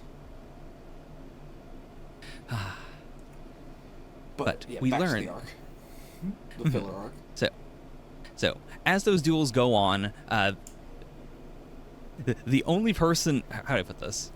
Like, I believe Seto finishes his duel first, and then he learns that the Big Five are being supported by the true mastermind behind all of this. Noah Kaiba, who is the biological son of Gozaburo. Okay. Who got into a big accident. Really he good. ended My up in a reaction, coma. all I know is about this is just there was, you know, some songs that were, Noah Kaiba. And I had to ask, I was like, is Noah Kaiba a real... This is like one of the only ones where, I was like, this is filler, right? Yeah. This has got to be filler. Oh, yeah. But yeah, this is the big... I mean, first of all, his design is based on the original Toei anime Kaiba, where, like, he had, like, big, like, green hair. Yeah. Noah has teal hair, but the design is supposed to be reminiscent of that, where, like, he's a bit shorter, he wears the white outfit all the time. Oh, man, that's really interesting. I'm just picturing, like, if there was another character that was just like, I'm Gogeta, and, it's just Vegeta's original color scheme and stuff. Yeah. That's what it feels like. Yeah, like, there's definitely a layer of that to it. Because his whole thing is, I was replaced. Like, yes, my father did, like, 30 years ago come up with this entire virtual reality thing before anyone else did in order to, like, let me live a perfect, like, virtual life. But I am the true heir to Kaiba Corps. And he, adopted, you and Mokuba because he just wanted a living son, unlike me. So, he already accomplished exactly what Pegasus wanted to do. That was Pegasus' whole goal, and he was like, I'm not even sure if I can achieve it, but I'm going to sure as hell try. And then this guy's over here like, I've been doing this for years. Oh yeah, Gozaburo just had a secret second island where his real son lived forever. Now, also, all of his songs are super Egyptian. What the fuck's up with that? I don't know about that. Like, I know the songs you're thinking of. I don't know why. I'm not sure why they did that. Like, he has no connection to ancient Egypt. Okay. They don't do any, like, Egyptian magic stuff in this one. Okay, because all of his songs are super Egyptian. Yeah, his cards have more of a, like, mythical theme, I would say. Like, his name is Noah. His deal is, like, Noah's Ark. Okay. Yeah, he summons, like, a god. Like, not an Egyptian god, different god. Is there a naming scheme at all in Kaiba's family? Or does Noah's Ark just actually. Come nothing? No, it doesn't cover anything. Like, yeah, but it's a reference to Noah's Ark, but it's not like it's because the Kaiba family has a naming scheme. No, Or it's not that. No, the Kaiba family, yes. Mm-hmm. But, does Mokuba get to do anything in this arc? I don't believe so. He's just kind of, like, he is in the simulation as well. Yeah, but I don't think he duels or anything. I just wish Mokuba got to shine more.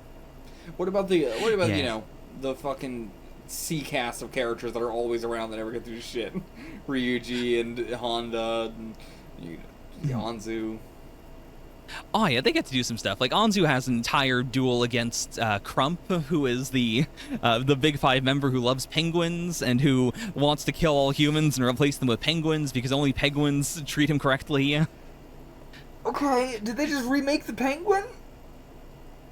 Isn't it the penguin? Isn't it just the penguin? It's kind of just the penguin. Like, each of the Big Five has a grudge against Kaiba, and I believe Crump's thing was he wanted like billions of dollars to. I don't remember what it was. Something penguin related. It might have just been like a penguin only Kaiba Corp or like Kaiba Land or something. What does that even mean? Is it for penguins? Is it run by penguins?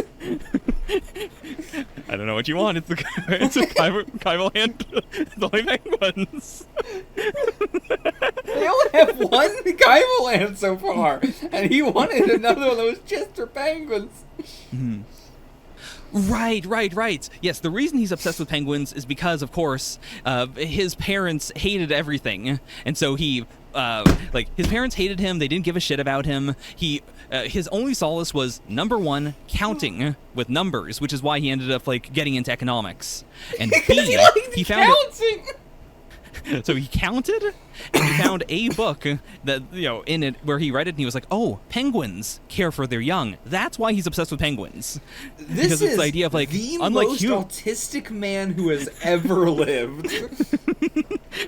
I don't know what's autistic about a man who only likes penguins and counting. You read one book about penguins.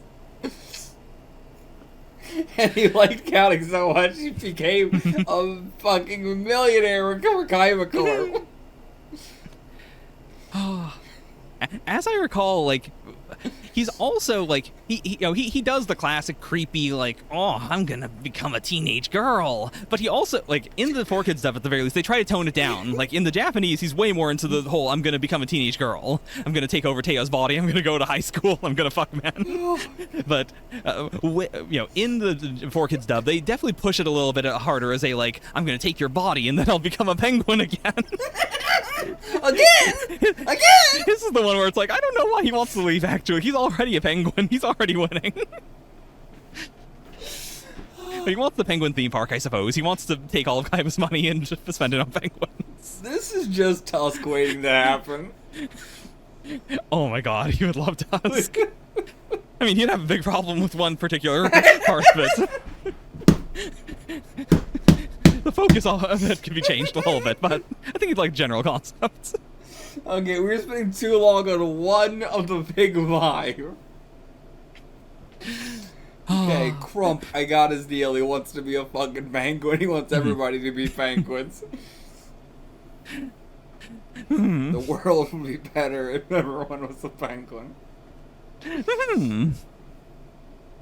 There's, of course, Gansley, who is the businessman who, his whole deal is he's like, oh, I work for a corporation, and dueling is like running a corporation. I fire my employees by killing them. Well, okay, hold on. So I was with him up until big non sequitur.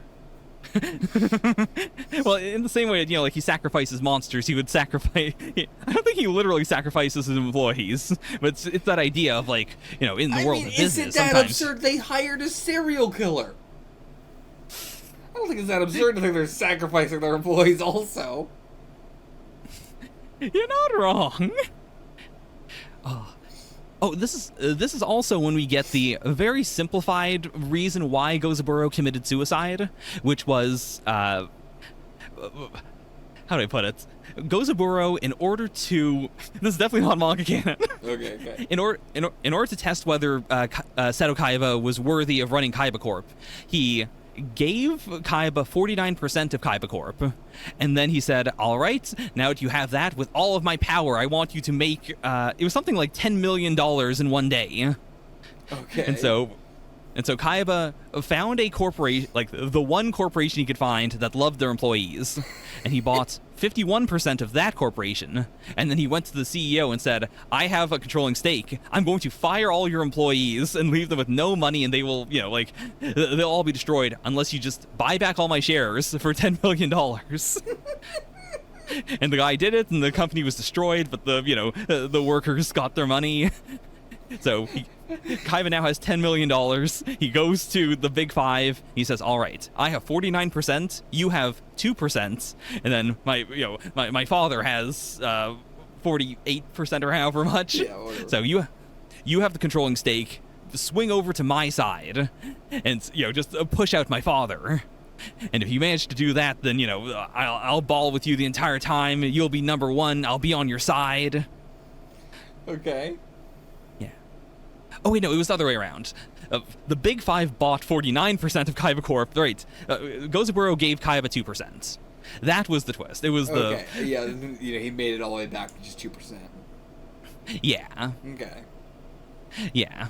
That's when Gozaburo goes, oh my god, I can't believe you've done this to me, but I love it. I'm a loser, Seto. Losers deserve to die. Watch me die. And he kills himself. I mean, hell of a man. He commits. I mean, if he's still alive, I'm gonna be pissed. Because I need him to be a man who commits.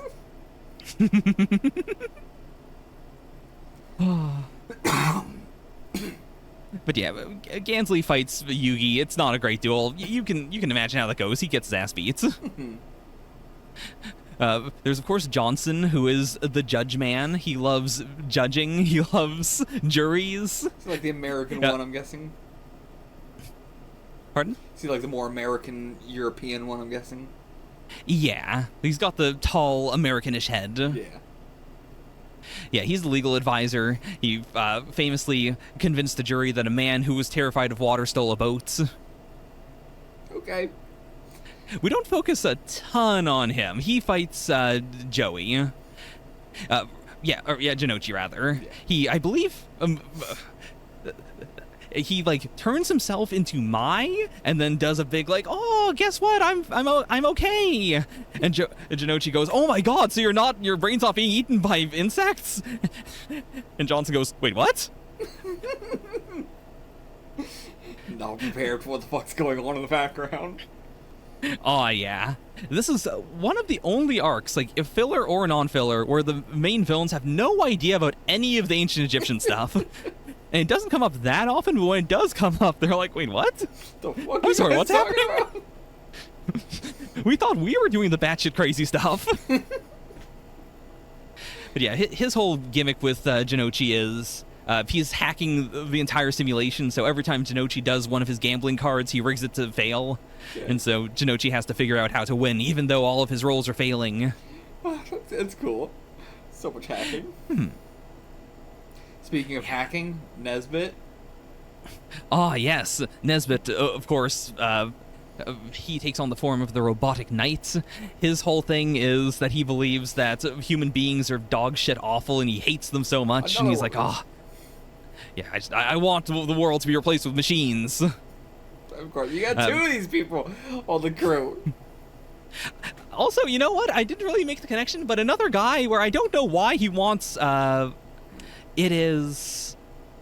Right, he does a 2-on-2 duel, I believe. No, it's a 3-on-1 duel. Right, he fights Shizuka. He fights what are their names? I don't know. Honda and the Dice Man, whose name I can't remember. Ryuji. Yeah, he duels all of them. Okay. What an interesting fucking pair, or a trio. Aw, yeah, especially Shizuka, because A, she's not a duelist, B, she's been seeing for like a day now. Yeah. She's new to both the dueling and the concept of sights. Oh wait, Shizuka, I was thinking fucking Ishizu, Shizuka, and Honda. That makes way more sense, to be fair. Yeah. But also, she duels? Oh yeah. Everybody fucking duels in this bitch. Yeah, at the very start of this, they do a quick, like, all right, you don't have your physical decks here, so here's just all the cards in the game, and you can build your deck how you like. And so that's why, like, some of the, the characters who don't usually duel, like, quickly make their own decks and come up with their own deck masters and whatnot. Okay. But yeah, sorry, I interrupted myself, but I had the revelation just now of, I don't know why Nesbit wants to leave either. Like, his thing, I believe, is, I'm gonna become Shizuka, and I'll be a little girl. But he's already what he wants to be, which is a giant robot man. He wants to be a giant robot man and a girl. I mean, of course, I can answer the question. It's because he wants to get out, and he wants 1/5 of all of Kyber Corp's money to then kill all of humanity and replace them with robots. Can't... I mean, these again. I don't want to go through the whole Mokuba poop situation again, but I think that's a fine level of these people's intelligence. Mm-hmm. Oh yeah, not a one of them was able to figure that one out. No.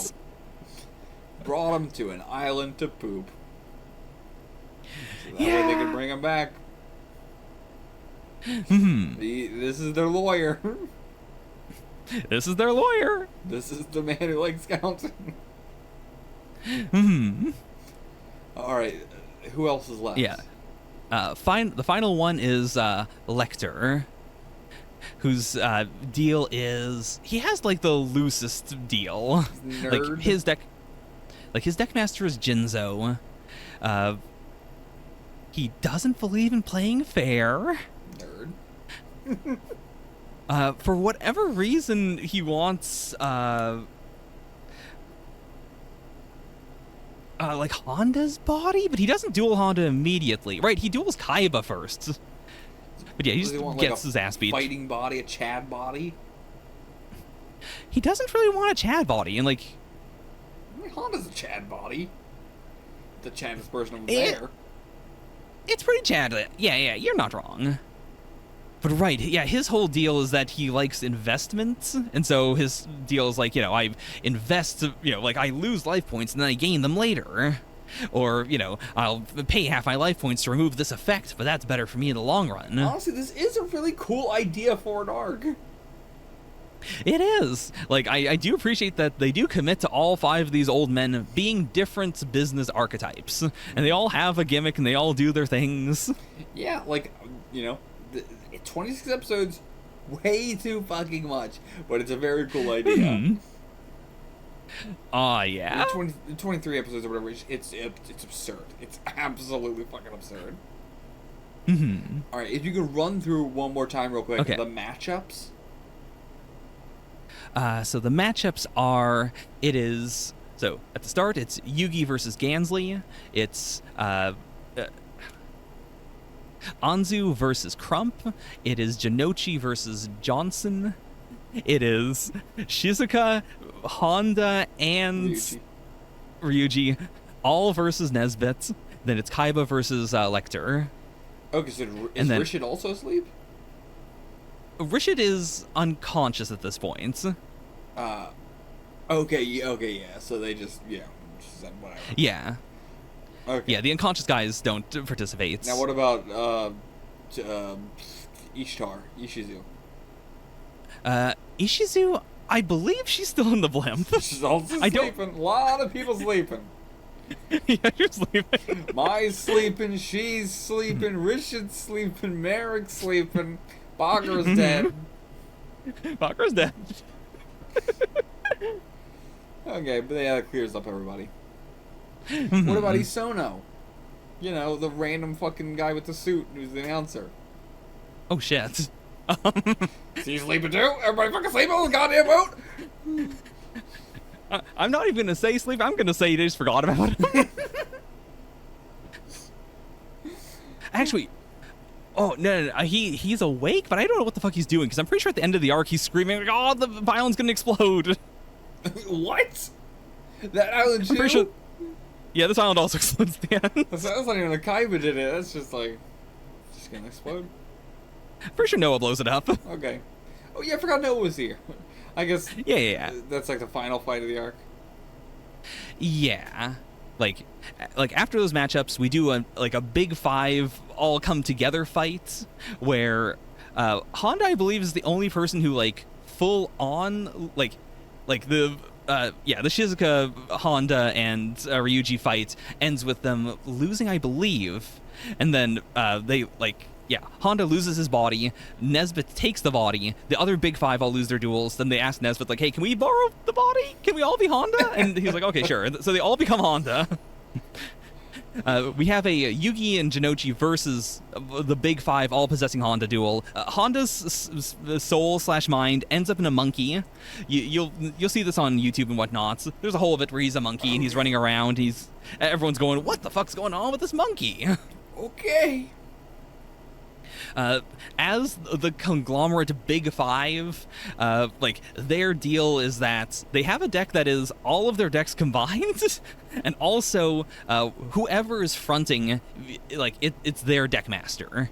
It's they do a big switch where, when the duel is going this way, then this guy will pull out his deck master. When the duel is coming this way, or a robot card comes out, then Nesbit jumps out. Again, very, very cool idea. Yeah. So, after that, meanwhile, Noah's haha, just as planned. He kidnaps Mokuba. He, mind breaks Mokuba and makes him believe that Mokuba is his little brother. Always kidnapping Mokuba, always mind breaking Mokuba. They love to make Mokuba cross-dress and mind break him and make him poop.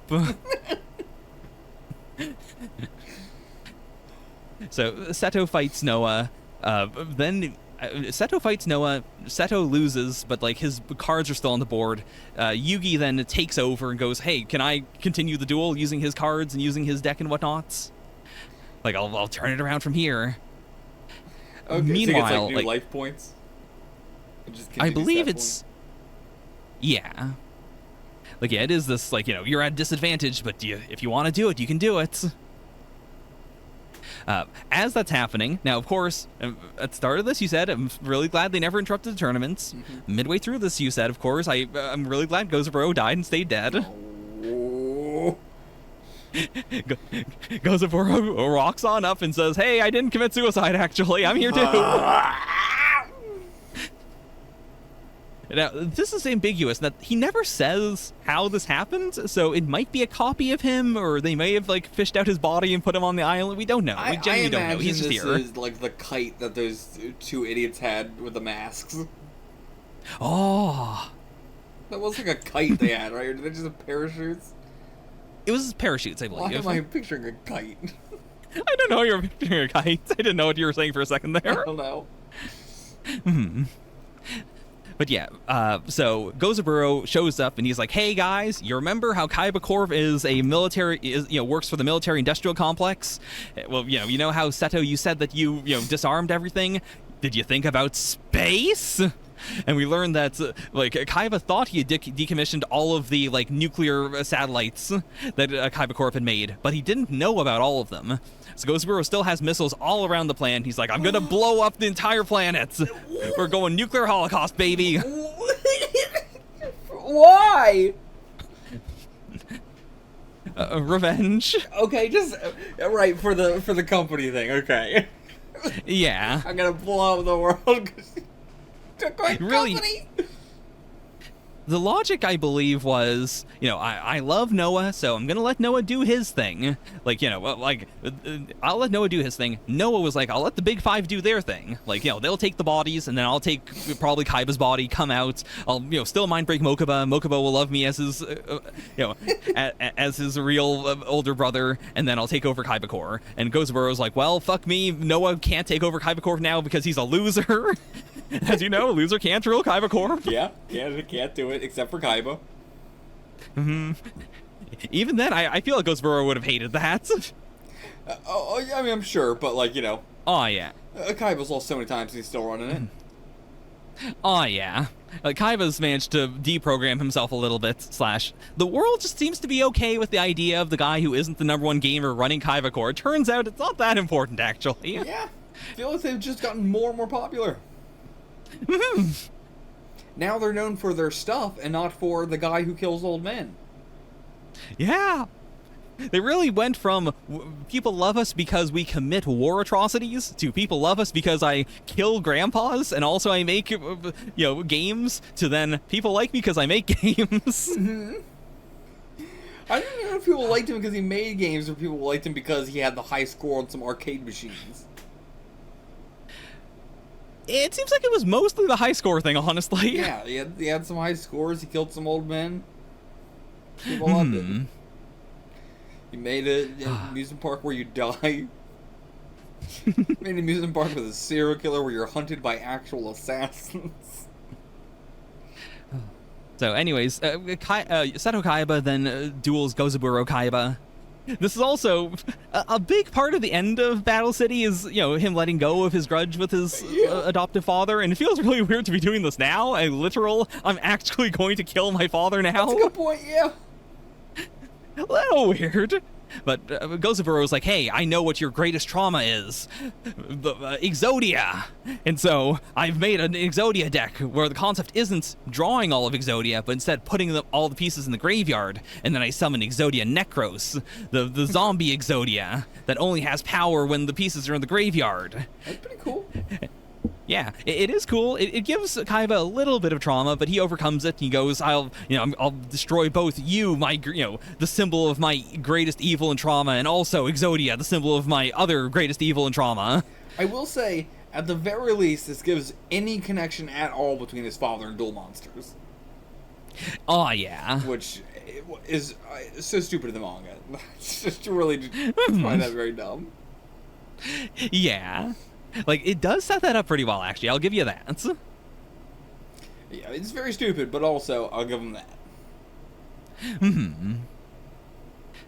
But yeah, Kaiba defeats Gozaburo. Gozaburo says, "Fuck you, I'm gonna change the rules. I'm gonna manifest myself as a big red guy." Okay. But he has to... As long as the simulation continues to run, he'll manifest himself as a big red guy, and also the world will be hit with countless missiles. Noah Kaiba says, "I'm sorry, I was wrong about all this. It turns out our father's a really bad guy. I'm just now learning this." It takes the Kaibas a while. Hmm. He apologizes to Mokuba. He mind breaks him and says, "You have a really good, older brother. Actually, I wish I could be." His fingers on mind breaks him. Hmm. Maybe in another time, another place, we could have been 3 brothers together, but instead I had to go all sicko mode. Also, right. Noah allows the virtual world to be shut down with Gozaburo in it, but he's not the reason why the island explodes. I believe this is when Merrick wakes up and then walks out and is like, "What the fuck is going on?" And he sees the technology. He's like, "I don't know what the fuck this is." And he pulls out the Millennium Rod and starts blasting it with energy beams. Yeah. So he just he starts just destroying all the controls and everything goes critical. I would love, the final team of that to have been Merrick and Rishid and Ishizu all working begrudgingly together, also with Isono. Oh, just all there.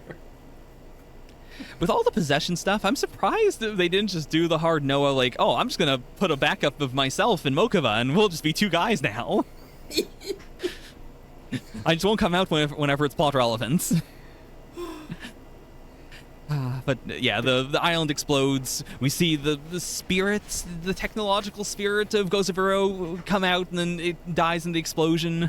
Yeah, everyone's at peace. The blimp flies away. Probably dead for real this time. Sure, definitely. Yeah, the satellites don't bomb the worlds. Yet. Yet. We know we kind of said New America. And they zoom off, and then we do a recap episode where we talk about what happened before all of this, because everyone's forgotten, because it's been 23 episodes. Yeah. And we And finally then, get back to the fucking duel, the fucking tournament. Yeah. Finally, now we can go to the Battle Royale. Okay, it's been 2 hours already, so we gotta go through this a bit faster. Okay. Again, you're the host, letting you kick it off, but... Alright. I mean, I'll just say the Battle Royale, I gotta just say again, super fucking cool. Fantastic fucking idea, so cool. Definitely wish we got a little more with it, but absolutely, just genius idea. Do a little, we're just gonna do squeak a little Battle Royale in here right before the, finals. Yeah, I love the dynamic of, now we can affect multiple people, we can, redirect the attacks and whatnot, and just the constant, in the same way that, the bingo machine had you constantly guessing which matchup makes sense, which one do I want to see. This is a situation where, almost any matchup would make sense. I do think any matchup would make sense to some degree. Yeah. And the characters all have their own ideas of what they want to do for the matchups. I would change my ideas constantly throughout that. Yeah, it's so fun. I fully agree with you. I wish we had spent a little more time on it.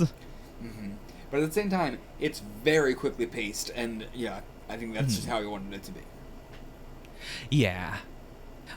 Also, very tiny thing, but I kind of wish, the platform that everyone was viewing it with, also was, in the middle or could go up or down. It's a bit awkward for everyone to be craning their heads 90 degrees. Yeah, it's a bit weird. There's looking at Dark Magician's feet and the Blue Eyes' feet. Oh yeah, this looks great.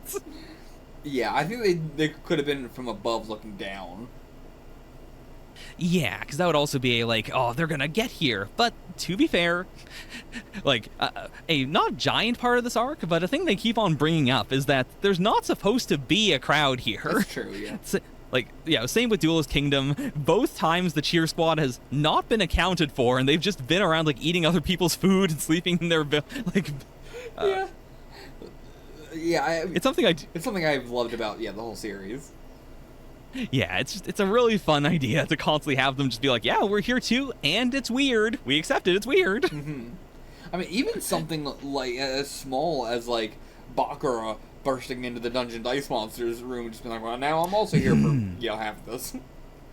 Yeah, that's it's part of why, as we're going into the finals, it part of that is the fact that we don't really have more spectators. The big one really is just Merrick being there during Yugi versus Kaiba, and even that's not that interesting. He's just kind of going, I'm gonna beat whoever wins. Fuck him. Yeah. I mean, we even have spectators inside bodies. We have, that's as well. Like we got a lot of spectators here.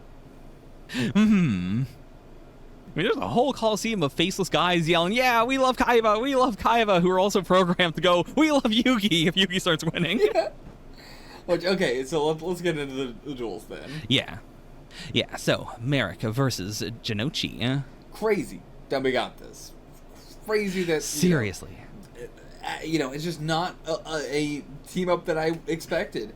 Because I also was like, I don't want to talk about it too much, because I talk about it so much in the reactions, and we just talked about it. Oh, yeah. But just how these matchups were going to go was just constantly switching up who I thought was going to go, how I thought they were going to end, da-da-da-da-da.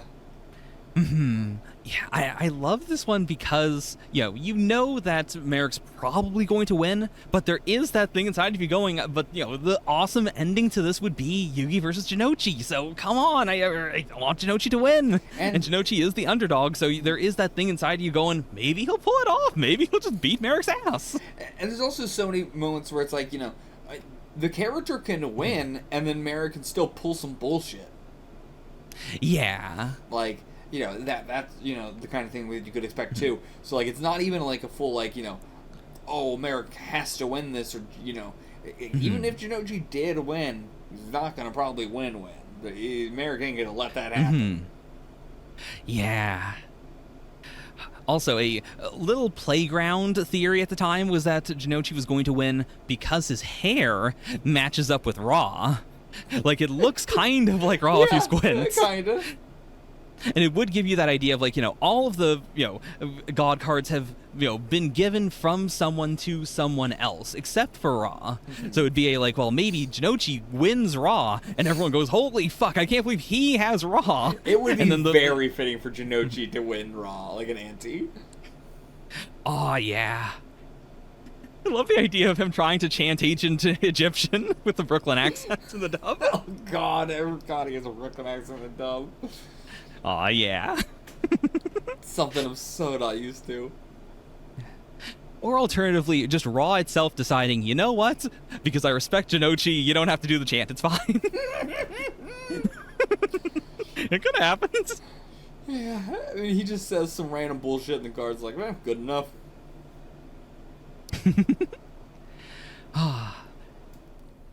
But yeah, this is just a great little grudge match, and much like how the Mai fight was so rough because of all the torture, with Jinochi there's that layer of he's so indestructible. Yeah. Like he is a superhero.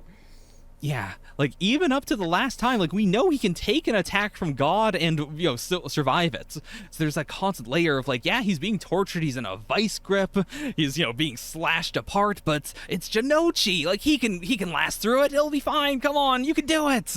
Yeah, it's so very different from the Mai one. Yeah. And of course, Merrick being the sicko evil guy and letting him see Mai as for every minute that we're still here, she's having her brains eaten. Yeah. Again, I've set it up, but I just love Jinochi's relationship with the adults in the series. It's so fun that he's his whole thing is protecting these adults and getting through to these adults. I love Lava Golem as a card. Oh yeah. Lava Golem is still not a top tier card, but just the concept it introduces of a monster card that just by itself can sacrifice your opponent's monsters without needing soul exchange is just super strong. There's so many protection effects that just immediately bypasses. Plus it's the mix of you're giving your opponent a really strong card, but also it's slowly hurting them over time, but also they can just use it to attack you if you if you goof up, or you're giving them something that they can sacrifice later. We could spend a long time going through all this stuff. There's so many very cool ideas that for cards that were brought up in this, just standalone non-combo cards as well that were just really cool. Yeah, like, yeah, I won't harp on it, but I just constantly think of Takahashi saying this was never meant to be a dual series. It wasn't, this Yeah. card game was meant to be a two-turn thing, and I mainly just kind of ripped off Magic with that. And then seeing how far it came and how many crazy, weird ideas he's been able to implement and how he's been able to make it feel more and more like a real game. Yeah, I mean his monster designs as well, like, that, like, even he admits, like, you could tell, like, when he's like putting, a lot of effort into them versus when he's just like, I gotta put these out. And, in the, like, line of reasons to hate Merrick, this one was infamous on the playgrounds. The fact that Jinochi could have won. It was his turn. It was all fair and square. And, he even said most of the card thing. It all comes down to the rules, and it all comes down to Isono, and, like, the rules being well, you have to say the whole thing, and you have to say you attack. Just because you would have won doesn't mean you win. You have to be conscious. Got into the whole Dragon Ball thing. But I mean, also, reason to hate him, he fucking kills him. Yeah, oh yeah. I mean, like, that really got me too, because I'm a kind of person who likes to just go with, they could kill off this character. Very rarely does that ever happen, but I always want to be, in the moment and believing in the fact that they could. But even that said, this still, maybe, even beyond me trying to do that in general, it still got me to there's only Millennium World left. They can just kill Jinochi. Yeah, I think Takahashi does a very good job, knowing that everyone is going to call bullshit, still selling it so hard. Just everyone's reactions, Merrick about to vomit in the background going like, oh fuck, I can't believe that loser nearly beat me. And just the breakdown that that Dark Yugi has, like, a bit later on, where he's like, why the fuck am I in this tournament? Yeah, there's literally no point. Like, the fact that he even goes against the whole, I want my memories, I want to know my name, it is just a hard, none of that is useful. None of that matters to me. Jinochi matters to me. All of this is bullshit. I don't give a shit anymore. Is dead. Bakura is missing. Fucking Rishid is, unconscious, might be dying. Who am I forgetting? Major person I'm forgetting. Amai is, being tortured. But yeah, like, it's just, you get to a point where it's just like, why am I doing this? What the fuck? Why are we doing this? Having that moment where we, like, recollect ourselves and everything, that having the, the talk, shit happen, and then, re-solidify what we're doing, why we're here. Yeah, like, it is the epitome of shonen in my mind to me. It is that feeling of, this is all so absurd, and yet emotionally it's hitting me so hard. I can feel it. I'm with these characters. I get it. And having to do the hard, okay, you just had all that emotion about all this. Put that on hold. We have to do Yugi versus Kaiba first. Then we can do Yugi versus Merrick.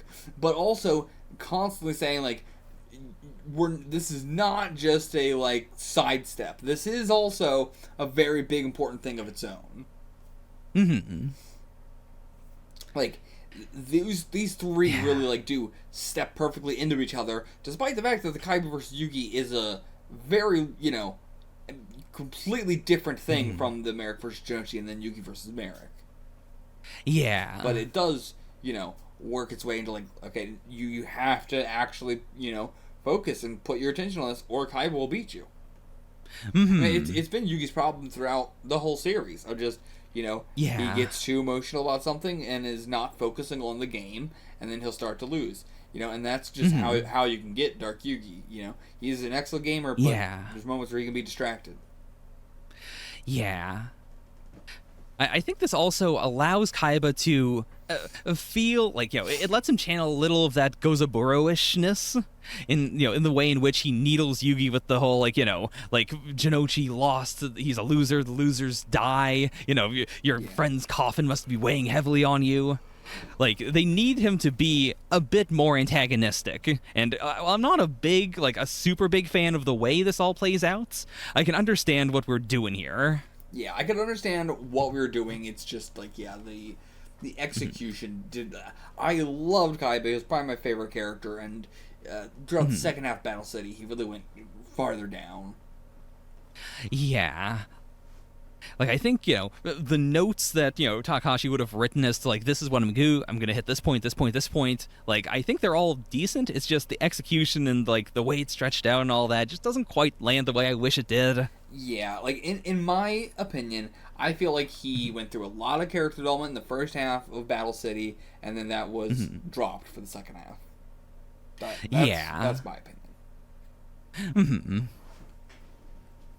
But, yeah, so, the last match, Yugi versus Merrick, the climax, this has all been building up to, and didn't quite live up to the hype, in my opinion. I can fully buy that. I don't think, I just, in general, these three matches, although I absolutely love the emotions of them, the gameplay aspect of it, I don't think lived up to the hype that he has been building up. Compared to, like, the, Millennium Kingdom, that shit absolutely lived up to the hype. Yeah. Or Duelist Kingdom, I should say, not Millennium Kingdom. The Duelist Kingdom. That final fight with Pegasus absolutely lived up to the hype, both in terms of, like, the gameplay and the, emotions behind it with the character stuff, doing the shadow game stuff on top of that. But, yeah, this one just, didn't quite hit me as hard. Like, yeah, the last thing I'll say about Kaiba versus Yugi is, like, there's a lot of pieces I like just the concept of, doing the God Clash and then transitioning, like, doing the God Clash, having that be how they both see the big flashback of, their past lives, and then transitioning into, we're both going to abandon our gods, and instead, have it be Dark Magician versus Blue Eyes. Like, I like the bones of that a lot, but I do think the execution could have been a lot better. Yeah, I actually think, like, that's actually very interesting. Like, the Merrick versus Jinochi and the Yugi versus Merrick, both those I liked the writing a lot, and then the actual gameplay of it. There's always highlights. There's never, like, there's always a lot of good highlights. But I feel like the writing was much better than the gameplay. Wasn't as, it's hard to say. It's like I liked it a lot, but I don't think it lived up to. I think Takahashi almost, like, overhyped it a bit because of just, like, how much we've been padding out this stuff. But, like, I think the Kaiba vs. Yugi was more interesting in the gameplay than it was in the actual, like, story of it. And again, great moments throughout all this stuff. But talking generally as how I feel in a retrospective. Yeah. It's not part of the inherent duel, but just the bit where Honda's, like, grabbing Jinochi's corpse because his heart's not beating. It is a corpse. Oh, yeah, he's like, you have to watch the duel. What Jinochi would want right now is to see the duel, and then he is right. Yeah. Jinochi would want to see the duel. He comes back to life to see this duel.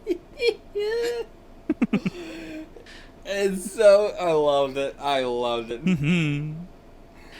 Like, there's a level of cheese in this final, bit that I think also could have been used throughout a bit more, but was difficult. Like, I think if there's one thing this tournament could have used, it was another plot going on with our non-dueling characters, which we kind of did, but it was also it was an inconsequential plot. They weren't really affecting anything very much. It was more just, like, talking about, like, this person's down and this person's down. But, like, if they had a specific thing to do, I think that might have helped. Agreed.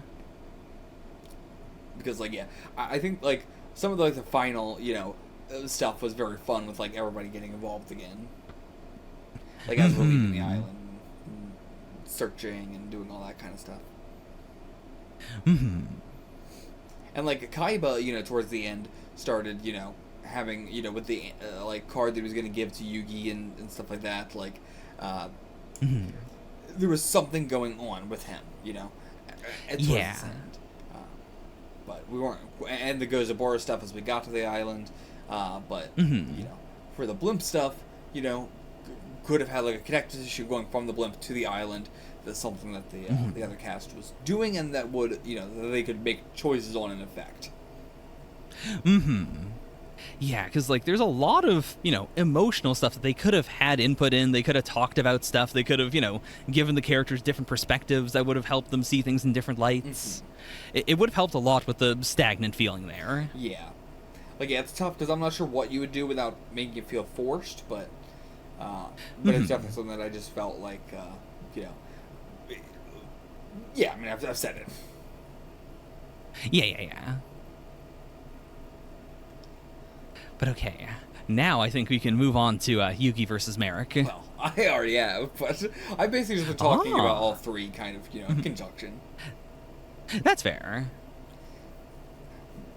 But yeah, I've already been talking about it a bit, delving into my feelings on it. What did you want to say?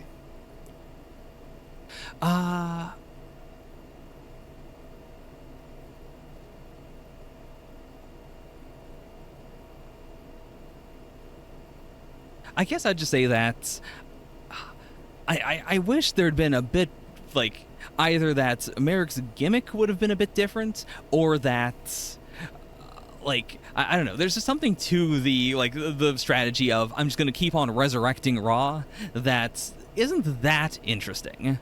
And there are, like, you know, bones that are there, like the fact that Ra is immortal, the idea that he is the Gravekeeper and he's violating the grave over and over and over again. Like, yeah, there's definitely something there, but yeah, it does feel like some of the gas just kind of disappeared, which sucks because these are, like, you know, some of what should be the hypest matches, and yet I do fully agree with you. The earlier ones were like less hype and yet way more interesting.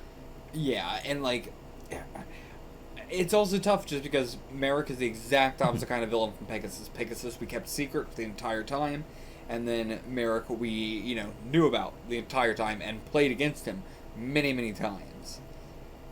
Like Yugi has played against Merrick many times, and then other people played against Merrick many times, and so it's just sad. Like, we have seen Merrick in a duel more than any other character that's, you know, not like, we've seen him more than Kaiba. Yeah, and so, you know, it just it's hard to maintain that hype when you've seen the character fight time and time again. They lose every single time. Yeah. And the duel tries to do some polls of, like, oh, do you remember all, you know, the slime tactics that he was using, you know, when he was possessing the puppets? Let's bring that back. Let's do, like, the Egyptian god slime. But yeah, it's, but instead it actually just made me go like, oh yeah, those were really cool. Those duels were really cool. Yeah. But yeah, I don't have much else to say there. Just, yeah, it sucks that that's kind of how the ending feels. Yeah. But the character stuff was great. Loved Merrick as a character, especially where we end with him, you know, like, I mean, just, you know, I'm a sucker for the reform and everything like that. And so I'm excited to see where he'll end up, like, at the end of this series fully.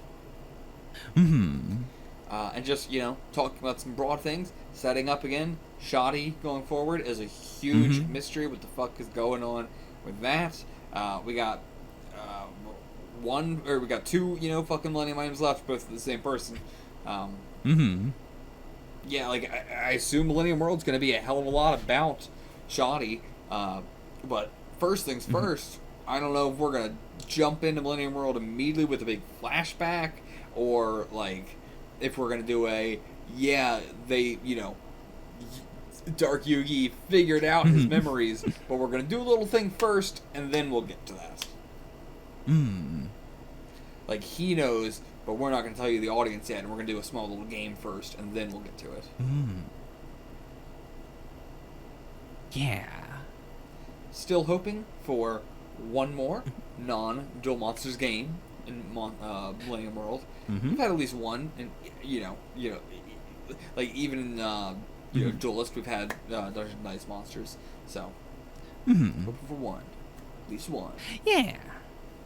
I'm assuming if it'll be anything, I'm assuming it'll be like an Egyptian sort of thing. I assume we're going to Egypt as well for Millennium World. Just say we're going to Egypt. We going to Egypt. There's no way we ain't going to Egypt. Now, who's coming? Is Ryuji coming? Is Honda coming? I assume so. Are they gonna do anything? Who knows? The eternal fucking question. I mean, I will say, they got to do some stuff in Battle City Part 1. Like, you know, going to get Shizuka and that whole plot line. Very much so enjoyed that whole shit. But, you know, that's for Part 1. We already talked about that. Yeah. But yeah, apart from, like, the tag-along gang, do you have any ideas of, like, who's gonna have, like, an arc? Like, obviously, you know, Dark Yugi, but, like, do you think we're going to do, like, Kaiba stuff or Jinochi stuff, or... I think Kaiba's going to be put on hold. Like, well, I don't know, because it could, like, you know, we'll probably do a time skip. But at the same, like, I want to say we'll do a time skip, but at the same time, the memories things throws everything into whack, because I don't know how we're going to do the memories things. Yeah. But I will say, we're going to put Kaiba on hold, and he'll come in towards the, like, halfway point of Millennium World, I'll say. Okay. And yeah, you know, I feel like we're primarily going to be focusing on Yugi. Everybody else is probably going to come too, but we're going to be focusing on Yugi. And yeah, makes sense. Makes sense. Any other questions? I think that's about it. Okay. Anything else you want to say about Battle City? Anything else you want to say about the final 3 duels? You know, did you have more you wanted to talk about? Not a ton, honestly. Like, your reactions are very comprehensive. And I don't want to, like, tread over the same ground too much. I do sometimes, obviously, but... Oh, yeah, of course. Yeah. In this case, I feel like you covered everything quite well. Make people pay for something. With Yugi versus Kaiba, how do I put it? I like that they both have, like...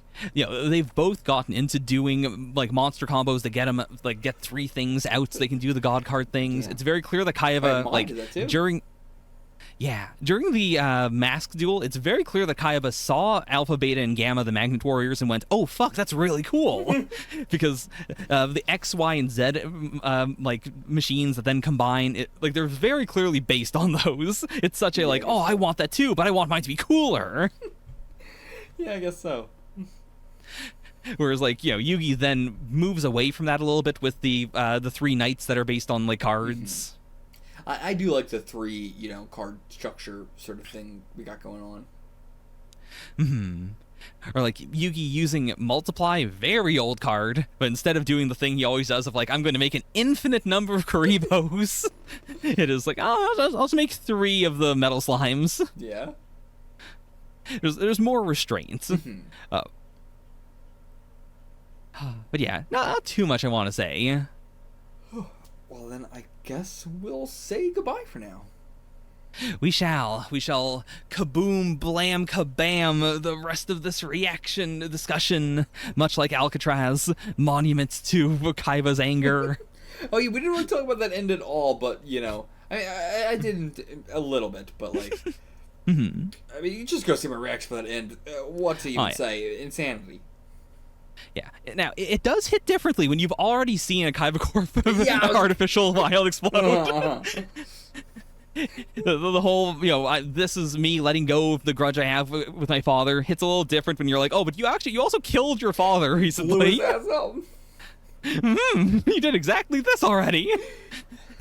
It makes his grudge feel, honestly, it might hit a little bit better in a sense. Maybe, because here in the manga, there's that layer of, you know, I do vibe with Kaiba. I get why he has the grudge. Like, you know, I'm happy he can let go of it, but at the same time, it's like, what? I'm not, you know, it didn't feel unnecessary. Whereas in the anime, I do think it does feel a little unnecessary, maybe intentionally so. As they like, dude, you literally, you know, your father committed suicide and then you murdered him again. Yeah. He's dead. He's gone. Stop obsessing about him.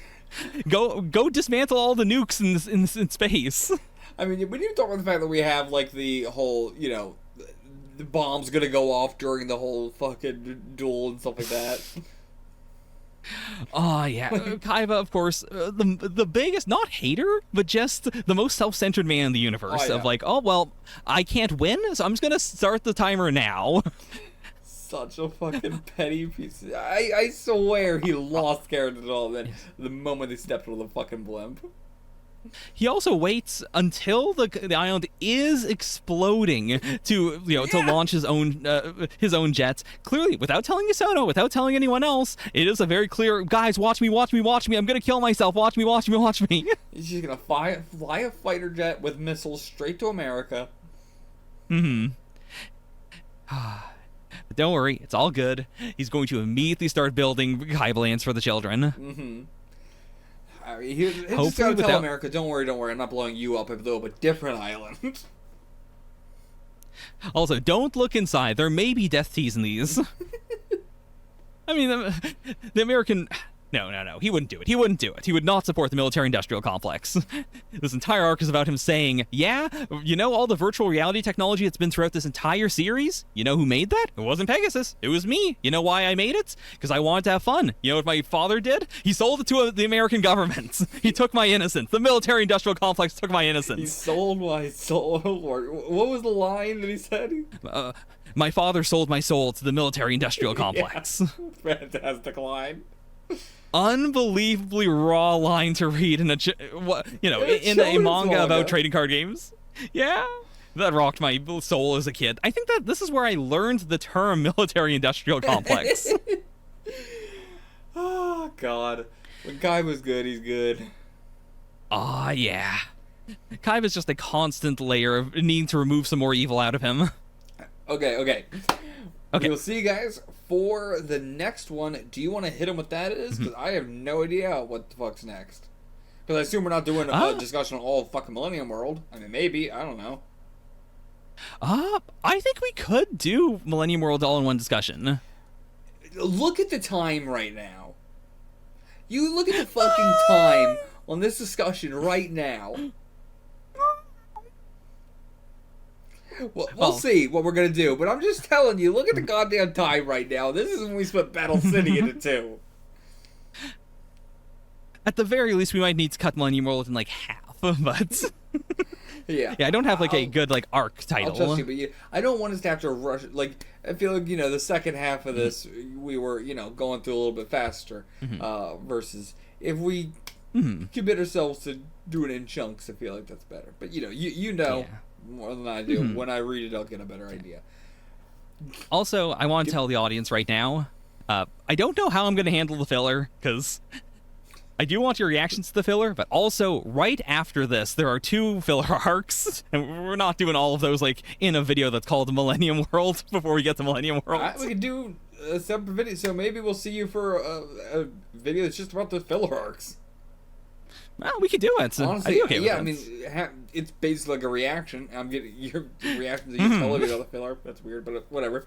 Anyway, we'll see you for whatever the fuck is next. I have no idea. Clearly, you don't have any goddamn idea either. Nobody has any idea.